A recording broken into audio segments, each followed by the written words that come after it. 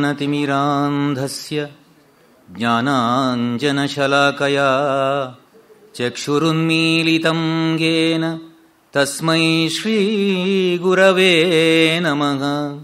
अलिमण्डलमण्डितगण्डतलं तिलकीकृतकोमलचन्द्रकलं करघातविदारितवैरिदलं प्रणमामि गणाधिपतिं जटिलं मारुतिं वीरवज्राङ्गं भक्तरक्षणदीक्षितं हनुमन्तं सदा वन्दे राममन्त्रप्रचारकम्।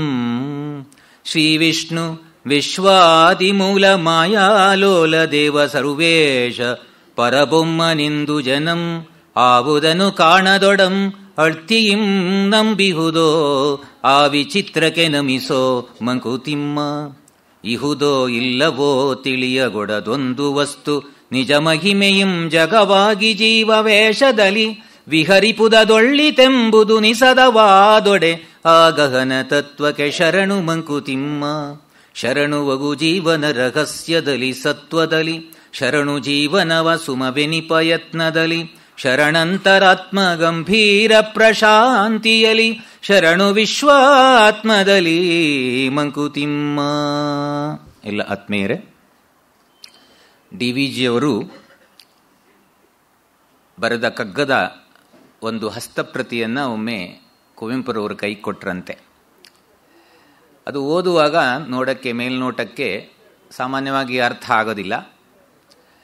ಇದೊಂದು ಏನು ಕಾವ್ಯ ಇದು ಅಂತ ಅವರಿಗೆ ಸ್ವಲ್ಪ ಒಂಥರ ಸಂದಿಗ್ಧ ಭಾವನೆಯಿಂದ ನೋಡಿದ್ರಂತೆ. ಆಮೇಲೆ ಓದಿದ ಮೇಲೆ ಅದರ ಪ್ರಭಾವ ಅವರ ಮೇಲೆ ಏನು ಬೀರುತ್ತೋ ಅದನ್ನು ಒಂದು ಕಗ್ಗದ ರೂಪದ ಪದ್ಯದ ರಚನೆಯ ಮೂಲಕವೇ ಡಿ.ವಿ.ಜಿಯವರಿಗೆ ಕೊಟ್ಟು ಅಭಿನಂದನೆ ಸಲ್ಲಿಸಿದ್ರಂತೆ. ಹಸ್ತಕ್ಕೆ ಬರೆನಕ್ಕೆ ಓದುತ್ತ ಮಸ್ತಕಕ್ಕಿಟ್ಟು ಗಂಭೀರನಾದೆ, ವಿಸ್ತರದ ದರ್ಶನಕ್ಕೆ ತುತ್ತ ತುದಿಯಲ್ಲಿ ನಿನ್ನ ದರ್ಶನಕ್ಕೆ ಕೈ ಮುಗಿದೆ ಮಂಕುತಿಮ್ಮ. ಹಸ್ತಪ್ರತಿ ನೋಡಿದ ತಕ್ಷಣ ನಿಮಗೆ ಎಲ್ಲರಿಗೂ ಹಾಗೆ ಅದೇನು ಒಂಥರ ಶಬ್ದಗಳು ಅರ್ಥ ಆಗಲ್ಲ, ಏನು ಹೇಳಿದ್ದಾರೆ ಅಂತ ನಮ್ಗೆ ಗೊತ್ತಾಗಲ್ಲ. ಮತ್ತೆ ಮತ್ತೆ ಮನನ ಮಾಡಿದರೆ ಮಾತ್ರ ಅದರ ಅರ್ಥ ನಮಗೆ ಒಳಗಡೆ ಇಳಿಯುತ್ತೆ. ಕುವೆಂಪುರವರಿಗೂ ಹಾಗೆ ಆಯ್ತಂತೆ. ಹಸ್ತಕ್ಕೆ ಬರೆನಕ್ಕೆ ಓದುತ್ತ ಮಸ್ತಕಕ್ಕಿಟ್ಟು ಗಂಭೀರನಾದೆ. ಓದ್ತಾ ಒಳಗಡೆ ತಲೆ ಒಳಗಡೆ ಇಳಿಸ್ಕೊಂಡಾಗ ಗಂಭೀರ ಪ್ರವೃತ್ತಿ ನಮಗೆ ಬರುತ್ತಂತೆ. ವಿಸ್ತರದ ದರ್ಶನಕ್ಕೆ ತುತ್ತ ತುದಿಯಲ್ಲಿ ನಿನ್ನ ಪುಸ್ತಕಕ್ಕೆ ಕೈ ಮುಗಿದೆ ಮಂಕುತಿಮ್ಮ.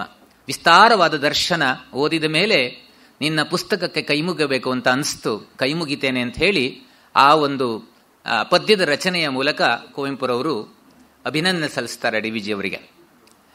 1940ನೇ ಇಸ್ವಿ ಕರ್ನಾಟಕ ಸಂಘದ ಒಂದು ಕಾರ್ಯಕ್ರಮದಲ್ಲಿ ಉಪಾಧ್ಯಕ್ಷ ಸ್ಥಾನವನ್ನು ಅಲಂಕರಿಸಿದ ಕುವೆಂಪುರವರು ಡಿ.ವಿ.ಜಿಯವರ ಬಗ್ಗೆ ಹೆಗ್ಗಳಿಕೆಯ ಮಾತನ್ನಾಡುತ್ತಾರೆ. ಡಿ.ವಿ.ಜಿಯವರ ವನಸುಮ ಪದ್ಯ ಇದೆಯಲ್ಲ, ವನಸುಮ ಅವರ ಜೀವನವನ್ನು ಚೆನ್ನಾಗಿ ಚಿತ್ರಿಸುತ್ತದೆ. ಈ ವನಸುಮ ಡಿ.ವಿ.ಜಿಯವರ ಸಾಹಿತ್ಯ ಸೇವೆ ಮರದ ಬೇರಿನಂತೆ ಹೊರಕ್ಕೆ ಏನನ್ನೂ ತೋರಿಸಿಕೊಳ್ಳದೆ ಆಳಕ್ಕೆ ಇಳಿದು ತುದಿಗೊಂಬೆಯ ಹೂಗಳಾಗಿ ನಮಗೆ ಚೈತನ್ಯ ನೀಡುತ್ತದೆ. ನಾಡು ನುಡಿಗಳು ಇರುವವರೆಗೆ ಇವರ ಕೃತಿಗಳು ಶಾಶ್ವತವಾಗಿ ಉಳಿದಿರುತ್ತವೆ ಅಂತ ಭಾಷಣ ಮಾಡುವಾಗ ಹೇಳಿದ್ರಂತೆ.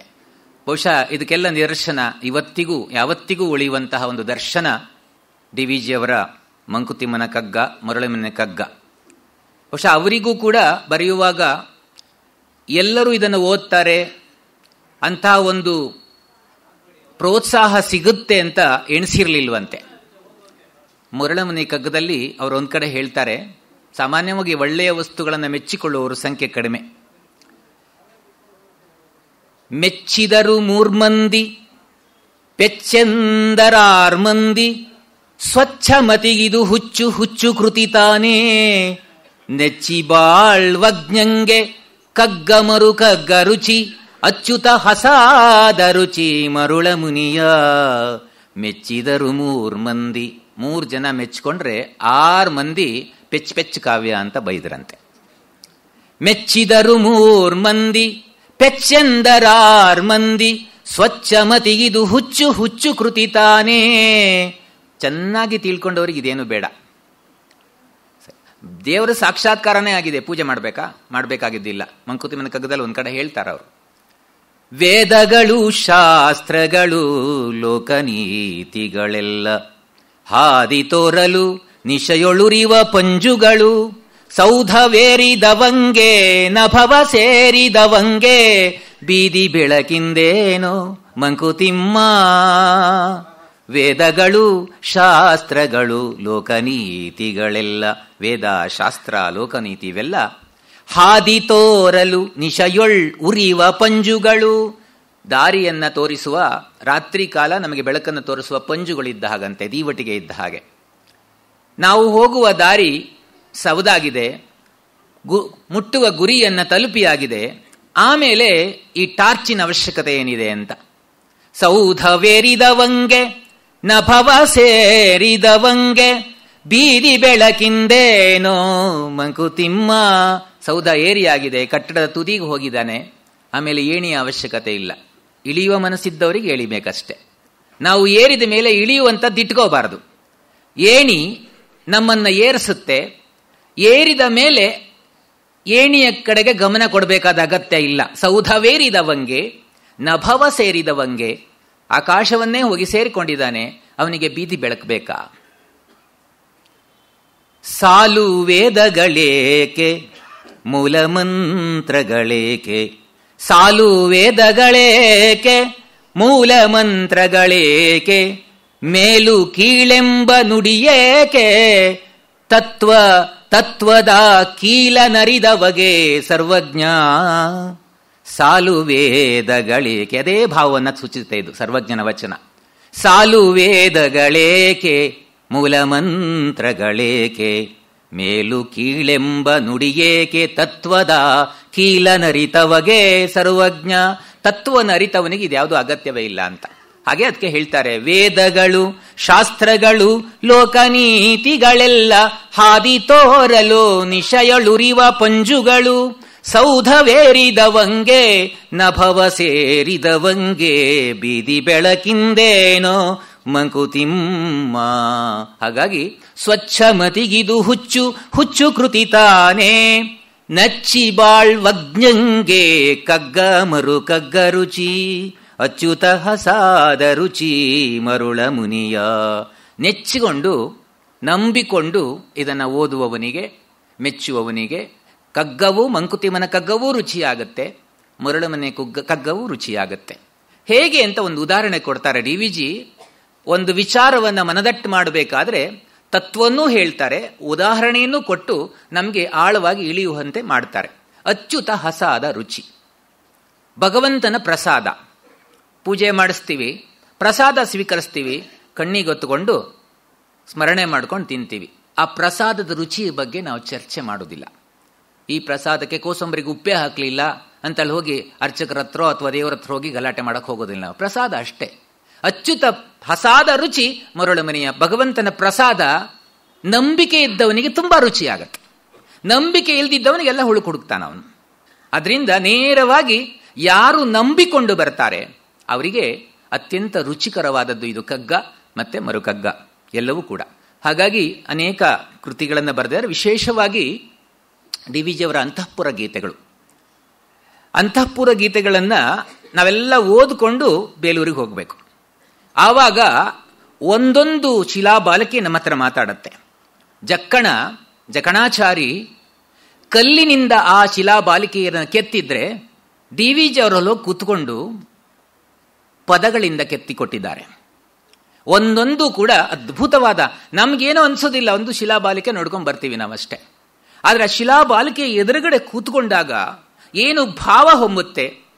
ಸೌಂದರ್ಯ ಮಾಧುರ್ಯಗಳ್ ಬ್ರಾಹ್ಮಿಕಾನಂದ ಸಿಂಧು ಶೀಕರ ಸುಕೃತ ಪವನನುಪಕಾರ ಬಂದಿಯದರಿಂ ಭೋಗಿ ಯೋಗಿಕದು ತತ್ವಾನ ಸಂಧಾನ ಸಾಧನವೋ ಮರುಳ ಮುನಿಯ. ಸೌಂದರ್ಯ ಮಾಧುರ್ಯ ಎರಡೂ ಬೇಕು ನಮಗೆ. ಸೌಂದರ್ಯವೂ ಬೇಕು, ಮಾಧುರ್ಯವೂ ಬೇಕು. ಅದು ಆನಂದವನ್ನು, ಬ್ರಹ್ಮಾನಂದವನ್ನು ಕೊಡುತ್ತಂತೆ. ಯಾರು ಸೌಂದರ್ಯವನ್ನ ಈ ಬ್ರಹ್ಮಾನಂದವನ್ನು ಪಡೆಯುವುದಕ್ಕೆ ಸಾಧನವನ್ನಾಗಿ ಬಳಸ್ತಾನೆ ಅವನಿಗೆ ಮಾತ್ರ ಬ್ರಹ್ಮಾನಂದ ಬರುತ್ತೆ. ಯಾರು ಸೌಂದರ್ಯವನ್ನ ಭೋಗವಸ್ತುವನ್ನಾಗಿ ಉಪಯೋಗಿಸ್ತಾನೆ ಅವನಿಗೆ ಇಲ್ಲಿಯ ಆನಂದವೇ ಅಂತಿಮ ಅಂತ ತಿಳ್ಕೊಂಡು ಬಿಡ್ತಾನ ಅವನು. ಹಾಗಾಗಿ ಒಳಗಡೆ ಸತ್ಯಮೂರ್ತಿ ಇದೆ, ಚೆನ್ನಕೇಶವನ ಮೂರ್ತಿ ಇದೆ, ಅದು ಸತ್ಯ. ಆ ಸತ್ಯವನ್ನ ನಾವು ತಲುಪಬೇಕಾದ್ರೆ ಸೌಂದರ್ಯದ ಮೂಲಕ ತಲುಪಬೇಕು. ಭಗವಂತ ನಮ್ಗೆ ಎಂತೆಂಥ ಸುಂದರವಾದ ಒಂದು ಸನ್ನಿವೇಶಗಳನ್ನು ಸೃಷ್ಟಿ ಮಾಡಿಕೊಟ್ಟಿದ್ದಾನೆ. ಆ ಸೌಂದರ್ಯದ ಮೂಲಕ ನಾವು ಸತ್ಯಕ್ಕಿಳಿಬೇಕು ಎಂಬ ಸಂದೇಶವನ್ನ ಡಿವಿಜಿಯವರು ಕೊಡ್ತಾರೆ. ಸೌಂದರ್ಯ ಮಾಧುರ್ಯಗಳ್ ಬ್ರಾಹ್ಮಿಕಾನಂದ, ಸಿಂಧು ಶೀಕರ ಸುಕೃತ ಪವನನುಪಕಾರ. ಸಮುದ್ರದ ದಂಡೆಯ ಮೇಲೆ ನಿಂತುಕೊಂಡಾಗ ಆ ಅಲೆಗಳು ತುಂಬಾ ಚಂದವಾಗಿ ಕಾಣಿಸ್ತವೆ ಕಣ್ಣಿಗೆ, ಜೊತೆಗೆ ಆ ತುಂತುರು ಹನಿಗಳನ್ನು ನಮ್ಮ ಮೇಲೆ ಸಿಂಪಡಿಸ್ತವೆ. ಎಷ್ಟು ಆನಂದ ಆಗತ್ತೆ, ಅದು ಮಧುರವಾಗತ್ತೆ. ಸುಂದರವೂ ಹೌದು, ಮಧುರೂ ಕೂಡ ಆಗಿರುತ್ತೆ. ಅದರಿಂದ ಸಿಂಧು ಶೀಕರ ಸುಕೃತ ಪವನನುಪಕಾರ ಬಂಧಿ ಅದರಿಂಭೋಗಿ. ಎಷ್ಟು ಚೆನ್ನಾಗಿ ಹೇಳಿದ್ದಾರೆ ಅಂದ್ರೆ, ಸೌಂದರ್ಯದಲ್ಲಿಯೇ ಮುಳುಗಿ ಬಿಟ್ರೆ ಸೌಂದರ್ಯವೇ ಅಂತಿಮ. ಸೌಂದರ್ಯದ ಮೂಲಕ ನಾನು ಭಗವಂತನನ್ನ ಪಡೀಬೇಕು. ಸೌಂದರ್ಯದಲ್ಲೇ ಕೂತ್ಕೊಂಡ್ಬಿಟ್ರೆ ನಾವು ಬಂದಿ ಆಗಿಬಿಡ್ತೇವೆ. ಸಂಸಾರದಲ್ಲಿ ಮುಳುಗಿ ಹೋಗಿಬಿಟ್ರೆ ನಾವು ಬಂದಿ ಆಗ್ತೇವೆ. ಸಂಸಾರದ ಮೂಲಕ, ಈ ನಶ್ವರವಾದ ದೇಹದ ಮೂಲಕ ಅನಶ್ವರವಾಗಿರತಕ್ಕಂತಹ ಭಗವಂತನ ತತ್ವವನ್ನ ಅನುಸಂಧಾನ ಮಾಡಿಕೊಳ್ಳುವ ಉದ್ದೇಶ ನಮ್ಮ ಜೀವನದ ಗುರಿಯಾಗಿರುತ್ತೆ. ಆದ್ರಿಂದ ಸೌಂದರ್ಯ ಸಾಧನೋಪಾಯವಾಗಬೇಕು, ಅದೇ ಅಲ್ಲೇ ಕೂತ್ಕೊಳ್ಳೋದಲ್ಲ. ಹಾಗಾಗಿ ಸಿಂಧು ಶೀಕರ ಸುಕೃತ ಪವನನುಪಕಾರ ಬಂದಿ ಅದರಿಂಭೋಗಿ. ಯೋಗಿಗದು ತತ್ವಾನುಸಂಧಾನ ಸಾಧನವೋ ಮರುಳಮುನಿಯ. ಯೋಗಿಯಾದವನು ಆ ಸೌಂದರ್ಯದ ಮೂಲಕನೇ ಭಗವಂತನನ್ನ ಕಾಣ್ತಾನೆ. ಆ ಒಂದು ಸೌಂದರ್ಯವನ್ನ ಒಳ ಆವರಣದಲ್ಲಿ ಸತ್ಯಮೂರ್ತಿ ಇದೆ, ಸತ್ಯದ ದರ್ಶನ ಇದೆ, ಚೆನ್ನಕೇಶವನ ಮೂರ್ತಿ. ಹೊರ ಆವರಣದಲ್ಲಿ ಸೌಂದರ್ಯವನ್ನ ಅವರು ಸೌಂದರ್ಯದ ಒಂದು ಪ್ರತೀಕವಾಗಿರ್ತಕ್ಕಂಥ ಶಿಲಾಬಾಲಕಿಯರನ್ನು ನೋಡ್ತೀವಿ. ಆ ಎಲ್ಲ ಶಿಲಾಬಾಲಕಿಯರು ಕೂಡ ಆ ಚೆನ್ನಕೇಶವನ ಜೊಡನೆ ಪ್ರೇಮ ವ್ಯವಹಾರವನ್ನು ಇಟ್ಟುಕೊಂಡವರು. ನಿಮ್ಮ ತರದ ಪ್ರೇಮ ಅಲ್ಲ, ಅದು ಭಕ್ತಿಯುತವಾದ ಪ್ರೇಮ. ಆ ಪ್ರೇಮದ ವ್ಯವಹಾರ ಇದೆಯಲ್ಲ, ಆ ಚೆನ್ನಕೇಶವ ಈ ಶಿಲಾಬಾಲಕರನ್ನ ಪ್ರೀತಿಸ್ತಾನೋ ಇಲ್ವೋ ಕೇಳ ಹಾಗಿಲ್ಲ, ಆದ್ರೆ ಇವರೆಲ್ಲ ಅವನನ್ನು ಪ್ರೀತಿಸ್ತಾರೆ. ಎಂಥ ಒಂದು ಅದ್ಭುತವಾದ ಸನ್ನಿವೇಶ ನೋಡಿ. ಒಂದೊಂದು ಚಿತ್ರಣವನ್ನು ಎಷ್ಟು ಅದ್ಭುತವಾಗಿ ಹೇಳ್ತಾರೆ. ಒಬ್ಳು ಒಂದು ಕೈಯಲ್ಲಿ ಡಕ್ಕೆಯನ್ನು ತಲೆ ಮೇಲೆ ಹಿಡ್ಕೊಂಡಿದ್ದಾಳೆ, ಮತ್ತೊಂದು ಕೈಯಲ್ಲಿ ಒಂದು ತಾಳಗೋಲನ್ನ ತಡ್ತಾ ಇದ್ದಾಳೆ, ಒಂದು ಕಾಲು ಎತ್ಕೊಂಡಿದ್ದಾಳೆ, ಮೈ ಡೊಂಕಿಸಿದ್ದಾಳೆ. ಈ ಚಿತ್ರಣವನ್ನು ನೋಡಿಕೊಂಡು ಡಿವಿಜಿ ಎಷ್ಟು ಅದ್ಭುತವಾದಲ್ಲ, ಅದಕ್ಕೆ ರಾಗ ಹಾಕಿ ತುಂಬಾ ಚೆನ್ನಾಗಿ ನೃತ್ಯ ಮಾಡ್ತಾರೆ. ಆದರೆ ಅದರ ಸಾಹಿತ್ಯ ಮಾತ್ರ ಎಷ್ಟು ಅದ್ಭುತವಾಗಿದೆ. ಅವಳಿಗೆ ತುಂಬಾ ಆನಂದ ಆಗಿದೆ. ಯಾಕಾಗಿದೆ ಅಂತ ಕೇಳ್ತಿದ್ದಾರೆ ಅಷ್ಟೇ. ಏನೀ ಮಹಾನಂದವೇ. ಮತ್ತೊಮ್ಮೆ ನಾನು ಹೇಳ್ತೀನಿ, ರಾಗದ ಅಪ್ಲಿಕೇಶನ್ ಏನು ಮಾಡಕ್ ಹೋಗ್ಬೇಡಿ, ನಾನು ಬಂದಾಗ ಹೇಳ್ತಾ ಇರ್ತೀನಿ, ಕೇಳಿ ಅಷ್ಟೇ. ಏನೀ ಮಹಾನಂದವೇ ಓ ಭಾಮಿನಿ, ಏನೀ ಮಹಾನಂದವೇ, ಏನೀ ಸಂಭ್ರಮದಂದವೇ ಬಲು ಚಂದವೇ, ಏನೀ ಮಹಾನಂದವೇ. ಏನಿದು ನಿನಗೆ ಆನಂದ ಆಗ್ತಿದೆಯಲ್ಲ? ಏನೀ ನೃತ್ತಾಮೋದ, ಏನೀ ನೃತ್ತಾಮೋದ, ಏನೀ ಮೌರಜನಾದ, ಏನೀ ಜೀವೋನ್ಮಾದ, ಏನೀ ವಿನೋದ, ಏನೀ ಮಹಾನಂದವೇ ಓ ಭಾಮಿನಿ, ಏನೀ ಮಹಾನಂದವೇ, ಏನೀ ಸಂಭ್ರಮದಂದವೇ ಬಲು ಚಂದವೇ, ಏನೀ ಮಹಾನಂದವೇ. ಏನು ನೃತ್ಯ ಮಾಡ್ಕೊಂಡು ಆನಂದವನ್ನು ಅನುಭವಿಸ್ತೀಯಲ್ಲ, ಏನು ಡಕ್ಕೆಯನ್ನು ಬಡಿತಾ ಇದೆಯಲ್ಲ, ಏನು ಆನಂದ ಆಗಿದೆ, ಕಾರಣ ಏನು? ಡಕ್ಕೆಯ ಶಿರ ಕೆತ್ತಿ ತಾಳಗೋಲಿಂ ತಟ್ಟಿ, ಡಕ್ಕೆಯ ಶಿರ ಕೆತ್ತಿ ತಾಳಗೋಲಿಂ ತಟ್ಟಿ, ತಕ್ಕಿಟ ಧಿಮಿಕಿಟ ತಕಜುಣುರೆನಿಸಿ, ಕುಕ್ಕುತ ಚರಣವ ಕುಲುಕುತ ಕಾಯವ, ಸೊಕ್ಕಿದ ಕುಣಿತವ ಕುಣಿವೆ ನಿನೆಲೆ ಬಾಲೆ, ಏನೀ ಮಹಾನಂದವೇ ಓ ಭಾಮಿನಿ, ಏನೀ ಮಹಾನಂದವೇ, ಏನೀ ಸಂಭ್ರಮದಂದವೇ ಬಲು ಚಂದವೇ, ಏನೀ ಮಹಾನಂದವೇ. ಆರೋ ನಿನ್ನಯ ಹೃದಯಗಾರದಿ ನರ್ತಿಸಿ, ಆರೋ ನಿನ್ನಯ ಹೃದಯಗಾರದಿ ನರ್ತಿಸಿ, ಮರಶುರತೆಯ ಪ್ರಚಾರಿಸುತ್ತಿರ್ಪನ್, ಸ್ಮೇರವದನ ನಮ್ಮ ಚೆನ್ನಕೇಶವರಾಯನೋರೆ ಗಣ್ಣಿಂ ಸನ್ನೆ ತೋರುತ್ತಲಿಹನೇನೆ. ಏನೀ ಮಹಾನಂದವೇ ಓ ಭಾಮಿನಿ, ಏನೀ ಮಹಾನಂದವೇ ಬಲು ಚಂದವೇ, ಏನೀ ಮಹಾನಂದವೇ. ಯಾರೋ ನಿನ್ನ ಒಳಗಡೆ ಚೆನ್ನಕೇಶವನೇ ಮತ್ತಿನ್ಯಾರು, ಯಾರೋ ಆರೋ ನಿನ್ನಯ ಹೃದಯಗಾರದಿ ನರ್ತಿಸಿ ಮಾರ ಶೂರತೆಯ ಪ್ರಚಾರಿಸುತ್ತಿರ್ಪನ್. ಆ ಮನ್ಮಥನ ಪರಾಕ್ರಮವನ್ನ ತೋರಿಸ್ತಾ ಇದ್ದಾನೆ. ಯಾರೋ ನಿನ್ನ ಒಳಗಡೆ ಕೂತ್ಕೊಂಡು ನರ್ತನ ಮಾಡಿಸ್ತಾ ಇದ್ದಾನೆ. ಸ್ಮೇರವದನ ನಗುಮುಖದ ರಸ. ಚೆನ್ನಕೇಶವ ಏನೋ ಓರೆಗಣ್ಣು ನೋಡಿರ್ಬೇಕು, ಓರೆಗಣ್ಣ ನೋಟ ನಿನ್ನ ಮೇಲೆ ಬೀರಿಬೇಕು ಅತ್ತೆ, ಎಷ್ಟು ಚೆನ್ನಾಗಿ ಕುಣಿತಾ ಇದೆಯಾ ಅಂತ. ಎಷ್ಟು ಚೆನ್ನಾಗಿ ಅಕ್ಷರಗಳನ್ನು ಜೋಡಿಸಿದ್ದಾರೆ ನೋಡಿ. ಹಾಗೆ ಅನೇಕ ಒಂದೊಂದು ಪದ್ಯವೂ ಕೂಡ ಅದ್ಭುತವಾಗಿದೆ. ಮತ್ತೊಂದು ಪದ್ಯದಲ್ಲಿ ಕಪಿಕೋಪನೆ ಅಂತ ಹೆಸರಿಡ್ತಾರೆ. ಕಪಿ ಒಬ್ಬಳು ಶಿಲಾಬಾಲಿಕೆಯ ಸೆರಗನ್ನ ಎಳಿತಾ ಇದೆ, ಅಷ್ಟೇ ಆ ಚಿತ್ರ ಇರೋದು. ಅದನ್ನು ಎಷ್ಟು ಚೆನ್ನಾಗಿ ಹೇಳ್ತಾರೆ. ಓ ಮುಗ್ಧ ಕೋಪನೆ ಪ್ರೇಮ ಸ್ಮಿತಾನನೆ ಕೈಮಾಳ್ಪುದೇಕೆ ನೀನೀ ಮಂಗ ಮಾಣಿಯೊಳ್. ಚಿಕ್ಕ ಮಂಗ ಎಳಿತಾ ಇದೆ, ನೀನ್ಯಾಕೆ ಎಳಿಬೇಡ ಎಳಿಬೇಡ ಅಂತ ಗಾಬರಿ ಆಗ್ತಿದ್ಯಾ? ಅದು ಮಂಗ ಅಪ್ಪ, ಯಾಕೆ ತಲೆ ಬಿಸಿ ಮಾಡ್ಕೋತೀಯ? ಪ್ರೇಮ ಸ್ಮಿತಾನನೆ, ಯಾಕೆ ಈ ಮಂಗ ಮಾಣಿಯಲ್ಲಿ, ಈ ಮಂಗ ಮಾಣಿಯೊಳ್ ಯಾಕೆ ನೀನು ಅಷ್ಟೊಂದು ಕೋಪ ಮಾಡ್ಕೋತಿದ್ಯಾ? ಮಾನಾಂಬರಾಂತವ ವಾನರನೆಳೆದೊಡೆಂ ಹಾನಿಯದೇನಾಯಿತೆ ಮಾನಾಭಿಮಾನಿನಿ ಏನಾಕ್ಷಿ ನಿನ್ನಯ ಪೀನಾಂಗ ವಿಭ್ರಮ ಧೂನನ ಕೀಕಪಿ ಕಾರಣನಾದನೆ.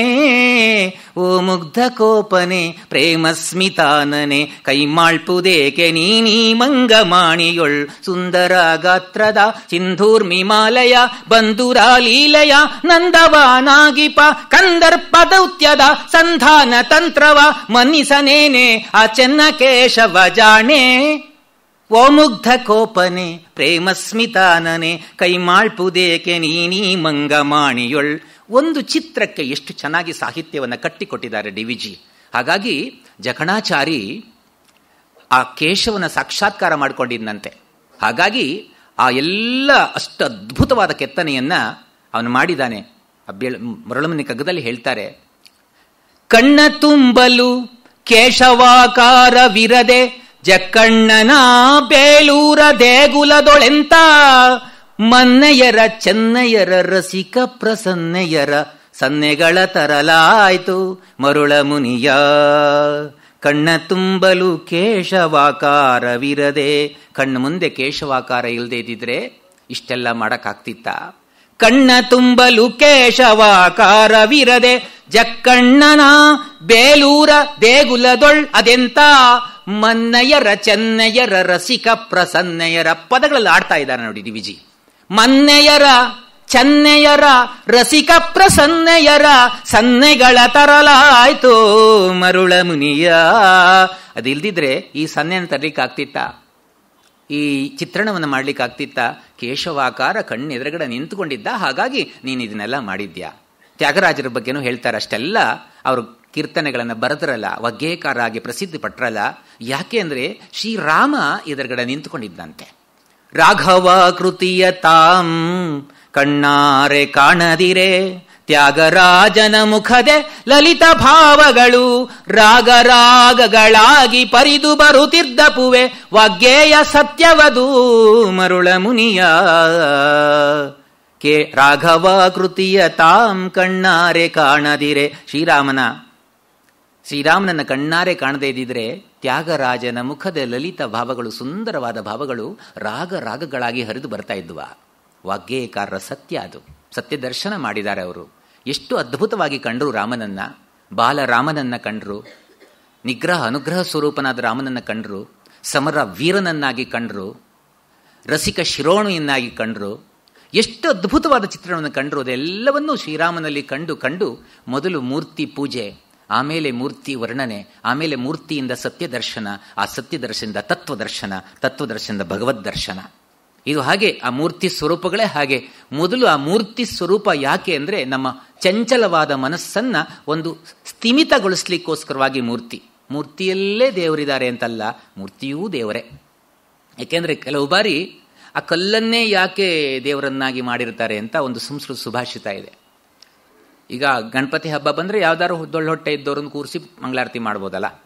ಯಾಕೆ ಕಲ್ಲನ್ನು ಮಾಡಿಡ್ತೇವೆ ಅಂದ್ರೆ ಇಷ್ಟು ಚೆನ್ನಾಗಿ ಹೇಳ್ತಾರೆ ಅವರು. ಕಲ್ಲಿನಲ್ಲಿ ಮನುಷ್ಯರಲ್ಲಿ ಇಲ್ಲದ ಗುಣಗಳಿದಾವಂತೆ. ನಾವೇ ಶ್ರೇಷ್ಠ ಅಂತೀವಿ, ಅದನ್ನು ಹೇಳಿದರೆ ಕಲ್ಲುಗಳೇ ಶ್ರೇಷ್ಠ ಅಂತ. ಯಾಕೆ ಅಂದರೆ ಅದಕ್ಕೋಸ್ಕರ ಕಲ್ಲನ್ನ ದೇವರನ್ನಾಗಿ ಮಾಡಿರ್ತಾರೆ ಅಂತ. ನ ದ್ವಿಷಂತಿ ನ ಯಾಚಂತೆ ಪರನಿಂದಾಂ ನ ಕುರುವತೆ ಅನಾಹೂತ ನ ಚಾಯಾಂತಿ ತೇನಾಶ್ಮಾನೋಪಿ ದೇವತಾಃ. ಎಷ್ಟು ಅದ್ಭುತವಾಗಿ ಹೇಳಿದ್ರೆ, ಈ ಕಲ್ಲುಗಳು ಯಾರನ್ನು ದ್ವೇಷ ಮಾಡಲ್ವಂತೆ. ಗಣಪತಿನ ಮನುಷ್ಯರನ್ನೇ ಕೂಡಿಸಿದ್ರೆ ಅವ್ನು ನಮ್ಮನೆ ಪಕ್ಕದವನು ಶತ್ರು, ಅವನೇ ಯಾಕೆ ಬಂದ ಅಂತ ಗಲಾಟೆ ಮಾಡಕ್ಕೆ ಶುರು ಮಾಡ್ತಾರಲ್ವಾ. ಎಲ್ಲರನ್ನು ಸರಿಯಾಗಿ ನೋಡ್ಕೊಳ್ಳಲ್ಲ. ಕಲ್ಲುಗಳು ಯಾರನ್ನು ದ್ವೇಷ ಮಾಡೋದಿಲ್ಲ. ನ ದ್ವಿಷಂತಿ ನ ಯಾಚಂತೆ. ಮೋದಕ ತಂದಿಟ್ಟ ತಕ್ಷಣ ಗುಳುಮ್ ಬಂದ್ಬಿಡ್ತಾನೆ ಮನುಷ್ಯ ಇಟ್ಟರೆ. ಆ ಕಲ್ಲುಗಳು ಹಾಗೆ ಇಟ್ಟಿರ್ತವೆ. ನೈವೇದ್ಯ ಆಗಲವರೆಗೂ ನಮಗೆ ಅದೇನು ಕಲ್ಲುಗಳೇನು ತಿನ್ನಲ್ಲ. ನಯಾಚಂತೆ, ಯಾರಲ್ಲಿ ಹೋಗಿ ಬೇಡುವುದಿಲ್ಲ. ನ ದ್ವಿಷಂತಿ ನಯಾಚಂತೆ ಪರನಿಂದಾಂ ನ ಕುರುವತೆ, ಬೇರೆಯವರು ನಿಂದೆ ಮಾಡಲ್ಲ. ಅನಾಹೂತ ನ ಚಾಯಾಂತಿ, ಆಹ್ವಾನವಿಲ್ಲದೆ ಬರುವುದಿಲ್ಲ. ಎಷ್ಟು ಗಂಭೀರ ನೋಡಿ. ಕರೆಯದೆ ಎಲ್ಲೂ ಬರಲ್ಲ ಅಂತ ಕಲ್ಲುಗಳು. ತರಬೇಕು ನಾವೇ, ತಂದ್ರೆ ಬರುತ್ತೆ, ತಾವಾಗೆ ಬರೋದಿಲ್ಲ. ಅನಾಹೂತ ನ ಚಾಯಾಂತಿ, ಅದಕ್ಕೆ ಕಲ್ಲುಗಳನ್ನೇ ದೇವತೆಯನ್ನಾಗಿ ಮಾಡಿರ್ತಾರೆ. ಆ ಕಲ್ಲುಗಳಲ್ಲಿ ಅಂತಹ ಗುಣ ಇದೆ. ಆಗ ಕಲ್ಲುಗಳಿಗೂ ನಮಗೂ ಸಂಬಂಧ ಇದೆ. ಡಿವಿಜಿ ಎಷ್ಟು ಚೆನ್ನಾಗಿ ಎಲ್ಲರಿಗೂ ಸಂಬಂಧ ಇದೆ ಅಂತ ಹೇಳ್ತಾ ಹೋಗ್ತಾರೆ. ತರಣಿ ಕಿರಣದ ನಂಟು, ಗಗನ ಸಳಿಲದ ನಂಟು, ಧರಣಿ ಚಲನೆಯ ನಂಟು, ಮರುತನೊಳ್ನಂಟು, ಪರಿಪರಿಯ ನಂಟುಗಳಿನೊಂದು ಗಂಟಿ ವಿಶ್ವ ಕಿರಿದು ಪಿರಿದೊಂದಂಟು ಮಂಕುತಿಮ್ಮ. ಈ ವಿಶ್ವದಲ್ಲಿ ನೋಡಲೆಲ್ಲರೆಲ್ಲರ ನಂಟು, ಆವನ ಬಂಧುತೆಯ ಜಡೆಯ ಬಿಡಿಸುವನು. ಜೀವ ಜೀವಕ್ಕೆ ನಂಟು, ಜಡ ಚೇತನಕ್ಕೆ ನಂಟು, ಆವುದದ ಕಂಟಿರದೋ ಮಂಕುತಿಮ್ಮ. ನಂಟು ತಂಟೆಗಳ ಗಂಟಿ ಬ್ರಹ್ಮ ಭಂಡಾರ, ಅಂಟಿಲ್ಲವೆನಗಿದರೊಳೆನ್ನದಿರೋದೆಂದು. ಒಂಟಿ ನೀನೊಳ ಜಗಕ್ಕೆ ಭಂಟ ಹೊರ ಜಗಕ್ಕಾಗಿ, ಒಂಟಿಸಿಕೊ ಜೀವನವ ಮಂಕುತಿಮ್ಮ. ಎಷ್ಟು ಅದ್ಭುತವಾಗಿ ಹೇಳ್ತಾರೆ. ಎಲ್ಲ ಸಂಬಂಧ ಇದೆ, ಯಾರಿಗೂ ಸಂಬಂಧ ಇಲ್ಲ ಅಂತ ಹೇಳಂಗಿಲ್ಲ. ಇಡೀ ವಿಶ್ವವೇ ನಮಗೆ ಸಂಬಂಧ, ವಿಶ್ವದ ಒಟ್ಟಿಗೆ ಸಂಬಂಧ ಇದೆ ಅಂತ ಹೇಳ್ತಾ, ತರಣಿ ಕಿರಣದ ನಂಟು, ಕಿರಣಕ್ಕೂ ಸೂರ್ಯನಿಗೂ ನಂಟಿದೆ, ಸಂಬಂಧ ಇದೆ. ತರಣಿ ಕಿರಣದ ನಂಟು, ಗಗನ ಸಲಿಲದ ನಂಟು, ಆಕಾಶಕ್ಕೂ ನೀರಿಗೂ ನಂಟಿದೆ. ಆಕಾಶ ಇದ್ರಲ್ವ ಮೋಡಕ್ಕೆ ಅವಕಾಶ, ಆಕಾಶವೇ ಇಲ್ದಿದ್ರೆ ಮೋಡ ಎಲ್ಲಿರಬೇಕು. ತರಣಿ ಕಿರಣದ ನಂಟು, ಗಗನ ಸಲಿಲದ ನಂಟು, ಧರಣಿ ಚಲನೆಯ ನಂಟು, ಮರುತನೊಳ್ನಂಟು. ಈ ಭೂಮಿ ಸುತ್ತುವುದರಿಂದ ಭೂಮಿಗೂ ಸುತ್ತುವಿಕೆಗೂ ನಂಟು. ಆ ಸುತ್ತುವಿಕೆಯಿಂದಾಗಿ ಹಗಲು ರಾತ್ರಿಗಳಾಗ್ತವೆ. ಇನ್ನು ಗಾಳಿಗೂ ಈ ಭೂಮಿಗೂ ನಂಟಿದೆ, ಗಾಳಿಗೂ ಈ ವಿಶ್ವಕ್ಕೂ ನಂಟಿದೆ, ಮರುತನಲ್ಲಿ ಒಳನಂಟು. ಎಷ್ಟು ಚೆನ್ನಾಗಿ ಭಗವಂತ ನಮಗೆ ಸರ್ವಿಸ್ ಮಾಡ್ತಿದ್ದಾನೆ. ಮೂಗಿನ ಹತ್ರಕ್ಕೆ ಗಾಳಿ ಸಪ್ಲೈ ಆಗ್ತಿದೆ. ನಾವು ಅದಕ್ಕೆ ಏನನ್ನೂ ಮಾಡಬೇಕಾಗಿಲ್ಲ. ಒಂದು ಕಾಲದಲ್ಲಿ ಪ್ಯೂರ್ ಗಾಳಿ ಇರ್ತಿತ್ತು, ಪ್ಯೂರ್ ನೀರು ಇರ್ತಾ ಇತ್ತು. ನಮ್ಮ ಅಜ್ಜ ಆವಾಗಲೂ ಹೇಳ್ತಾ ಇದ್ರು, ನೀರು ದುಂದುವೆಯ ಮಾಡಿದಾಗ ಒಂದು ಕಾಲದಲ್ಲಿ ನೀರಿಗೆ ದುಡ್ಡು ಕೊಡಬೇಕಾಗತ್ತೆ ನೋಡು ಅಂತ ಹೆದರಿಸ್ತಿದ್ರು. ಈಗ ಪ್ರತ್ಯಕ್ಷವಾಗಿ ಕಾಣ್ತಾ ಇದೆ. ಬಿಸ್ಲೇರಿ, ಅದನ್ನು ಕೂಡ ಫಿಲ್ಟರ್ ಮಾಡಿ ಏನೇನೋ ಮಾಡಿ ಅದಕ್ಕೆಲ್ಲೋ ಕಶ್ಮಲ, ಅದೂ ಕೂಡ ಬಿಸ್ಲೇರಿಯೂ ಕಲುಷಿತವಾಗಿದೆ. ಮನುಷ್ಯನ ಮನಸ್ಸು ಕಲುಷಿತವಾದ ಮೇಲೆ ಇನ್ಯಾವುದೂ ಕಲುಷಿತವಾಗಿರಲ್ಲ ಅಂತ ಹೇಳಕ್ಕಾಗದೇ ಇಲ್ಲ. ಮನೋಮಾಲಿನ್ಯವನ್ನು ದೂರ ಮಾಡಿದರೆ ಮಾತ್ರ ಎಲ್ಲವೂ ಶುದ್ಧ ಆಗುವ ಒಂದು ಪ್ರಥಮ ಸೋಪಾನ ಆಗುತ್ತೆ, ಹೊರತು ಇಲ್ದಿದ್ರೆ ಅದು ಸಾಧ್ಯ ಆಗುವುದೇ ಇಲ್ಲ. ಹಾಗಾಗಿ ಮರುತನೊಳ್ನಂಟು, ಪರಿಪರಿಯ ನಂಟುಗಳಿನ್ನೊಂದು ಗಂಟಿ ವಿಶ್ವ. ಈ ವಿಶ್ವವೇ ಒಂದು ದೊಡ್ಡ ದೊಡ್ಡ ಸಂಬಂಧಗಳ ಗಂಟು. ಒಂದು ದೊಡ್ಡ ಗಂಟು ಮತ್ತೊಂದು ಸಣ್ಣ ಗಂಟಷ್ಟೇ. ಈ ವಿಶ್ವದಲ್ಲಿ ನೋಡಲ್ ಎಲ್ಲರೆಲ್ಲರ ನಂಟು. ನಾವೆಲ್ಲರೂ ಸಂಬಂಧಿಕರು ಅಂತ ತಿಳ್ಕೋಬೇಕಂತೆ, ಸಂಬಂಧ ಇಲ್ಲ ಅಂತ ಯಾವಾಗಲೂ ಹೇಳ ಹಾಗಿಲ್ಲ. ಈ ವಿಶ್ವದಲ್ಲಿ ನೋಡಲ್ ಎಲ್ಲರೆಲ್ಲರ ನಂಟು, ಆವನ ಬಂಧುತೆಯ ಜಡೆಯ ಬಿಡಿಸುವನು. ಬಂಧುತ್ವದ ಸಂಬಂಧವನ್ನು ಬಿಡಿಸ್ಲಿಕ್ಕೆ ಯಾರಿಗೂ ಸಾಧ್ಯ ಇಲ್ಲ. ಜೀವ ಜೀವಕ್ಕೆ ನಂಟು, ಜಡ ಚೇತನಕ್ಕೆ ನಂಟು. ಜೀವಕ್ಕೂ ಜೀವಕ್ಕೂ ಸಂಬಂಧ ಇದೆ, ಜಡಕ್ಕೂ ಚೇತನಕ್ಕೂ ಸಂಬಂಧ ಇದೆ. ಆವುದದ ಕಂಟಿರದು, ಯಾವುದಕ್ಕೆ ಅಂಟಿರಲ್ಲ, ಎಲ್ಲದಕ್ಕೂ ಅಂಟಿದೆ. ನಂಟು ತಂಟೆಗಳ ಗಂಟಿ ಬ್ರಹ್ಮ ಭಂಡಾರ, ಅಂಟಿಲ್ಲವೆನಗಿದರೊಳೆನ್ನದಿರದೆಂದು. ಒಂಟಿ ನೀನೊಳ ಜಗಕ್ಕೆ ಭಂಟ ಹೊರ ಜಗಕ್ಕಾಗಿ, ಒಂಟಿಸಿಕೋ ಜೀವನವ ಮಂಕುತಿಮ್ಮ.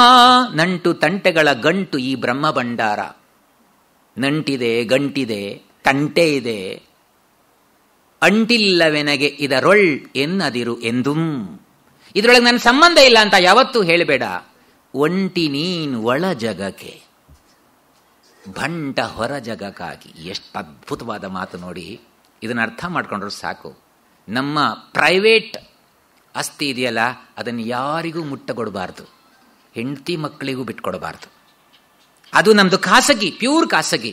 ಅದಕ್ಕೆ ಹೇಳ್ತಾರೆ ಡಿ ವಿ ಮತ್ತೊಂದು ಕಡೆ, ವರ್ವನೇ ನಿಲುವೆ ನೀನ್ ಉತ್ಕಟ ಕ್ಷಣಗಳಲ್ಲಿ, ಧರ್ಮ ಸಂಕಟಗಳಲ್ಲಿ, ಜೀವ ಸಮರದಲ್ಲಿ, ನಿರ್ವಾಣ ದೀಕ್ಷೆಯಲಿ, ನಿರ್ಯಾಣ ಘಟ್ಟದಲ್ಲಿ, ನಿರ್ಮಿತ್ರ ನಿರಲು ಕಲಿ ಮಂಕುತಿಮ್ಮ.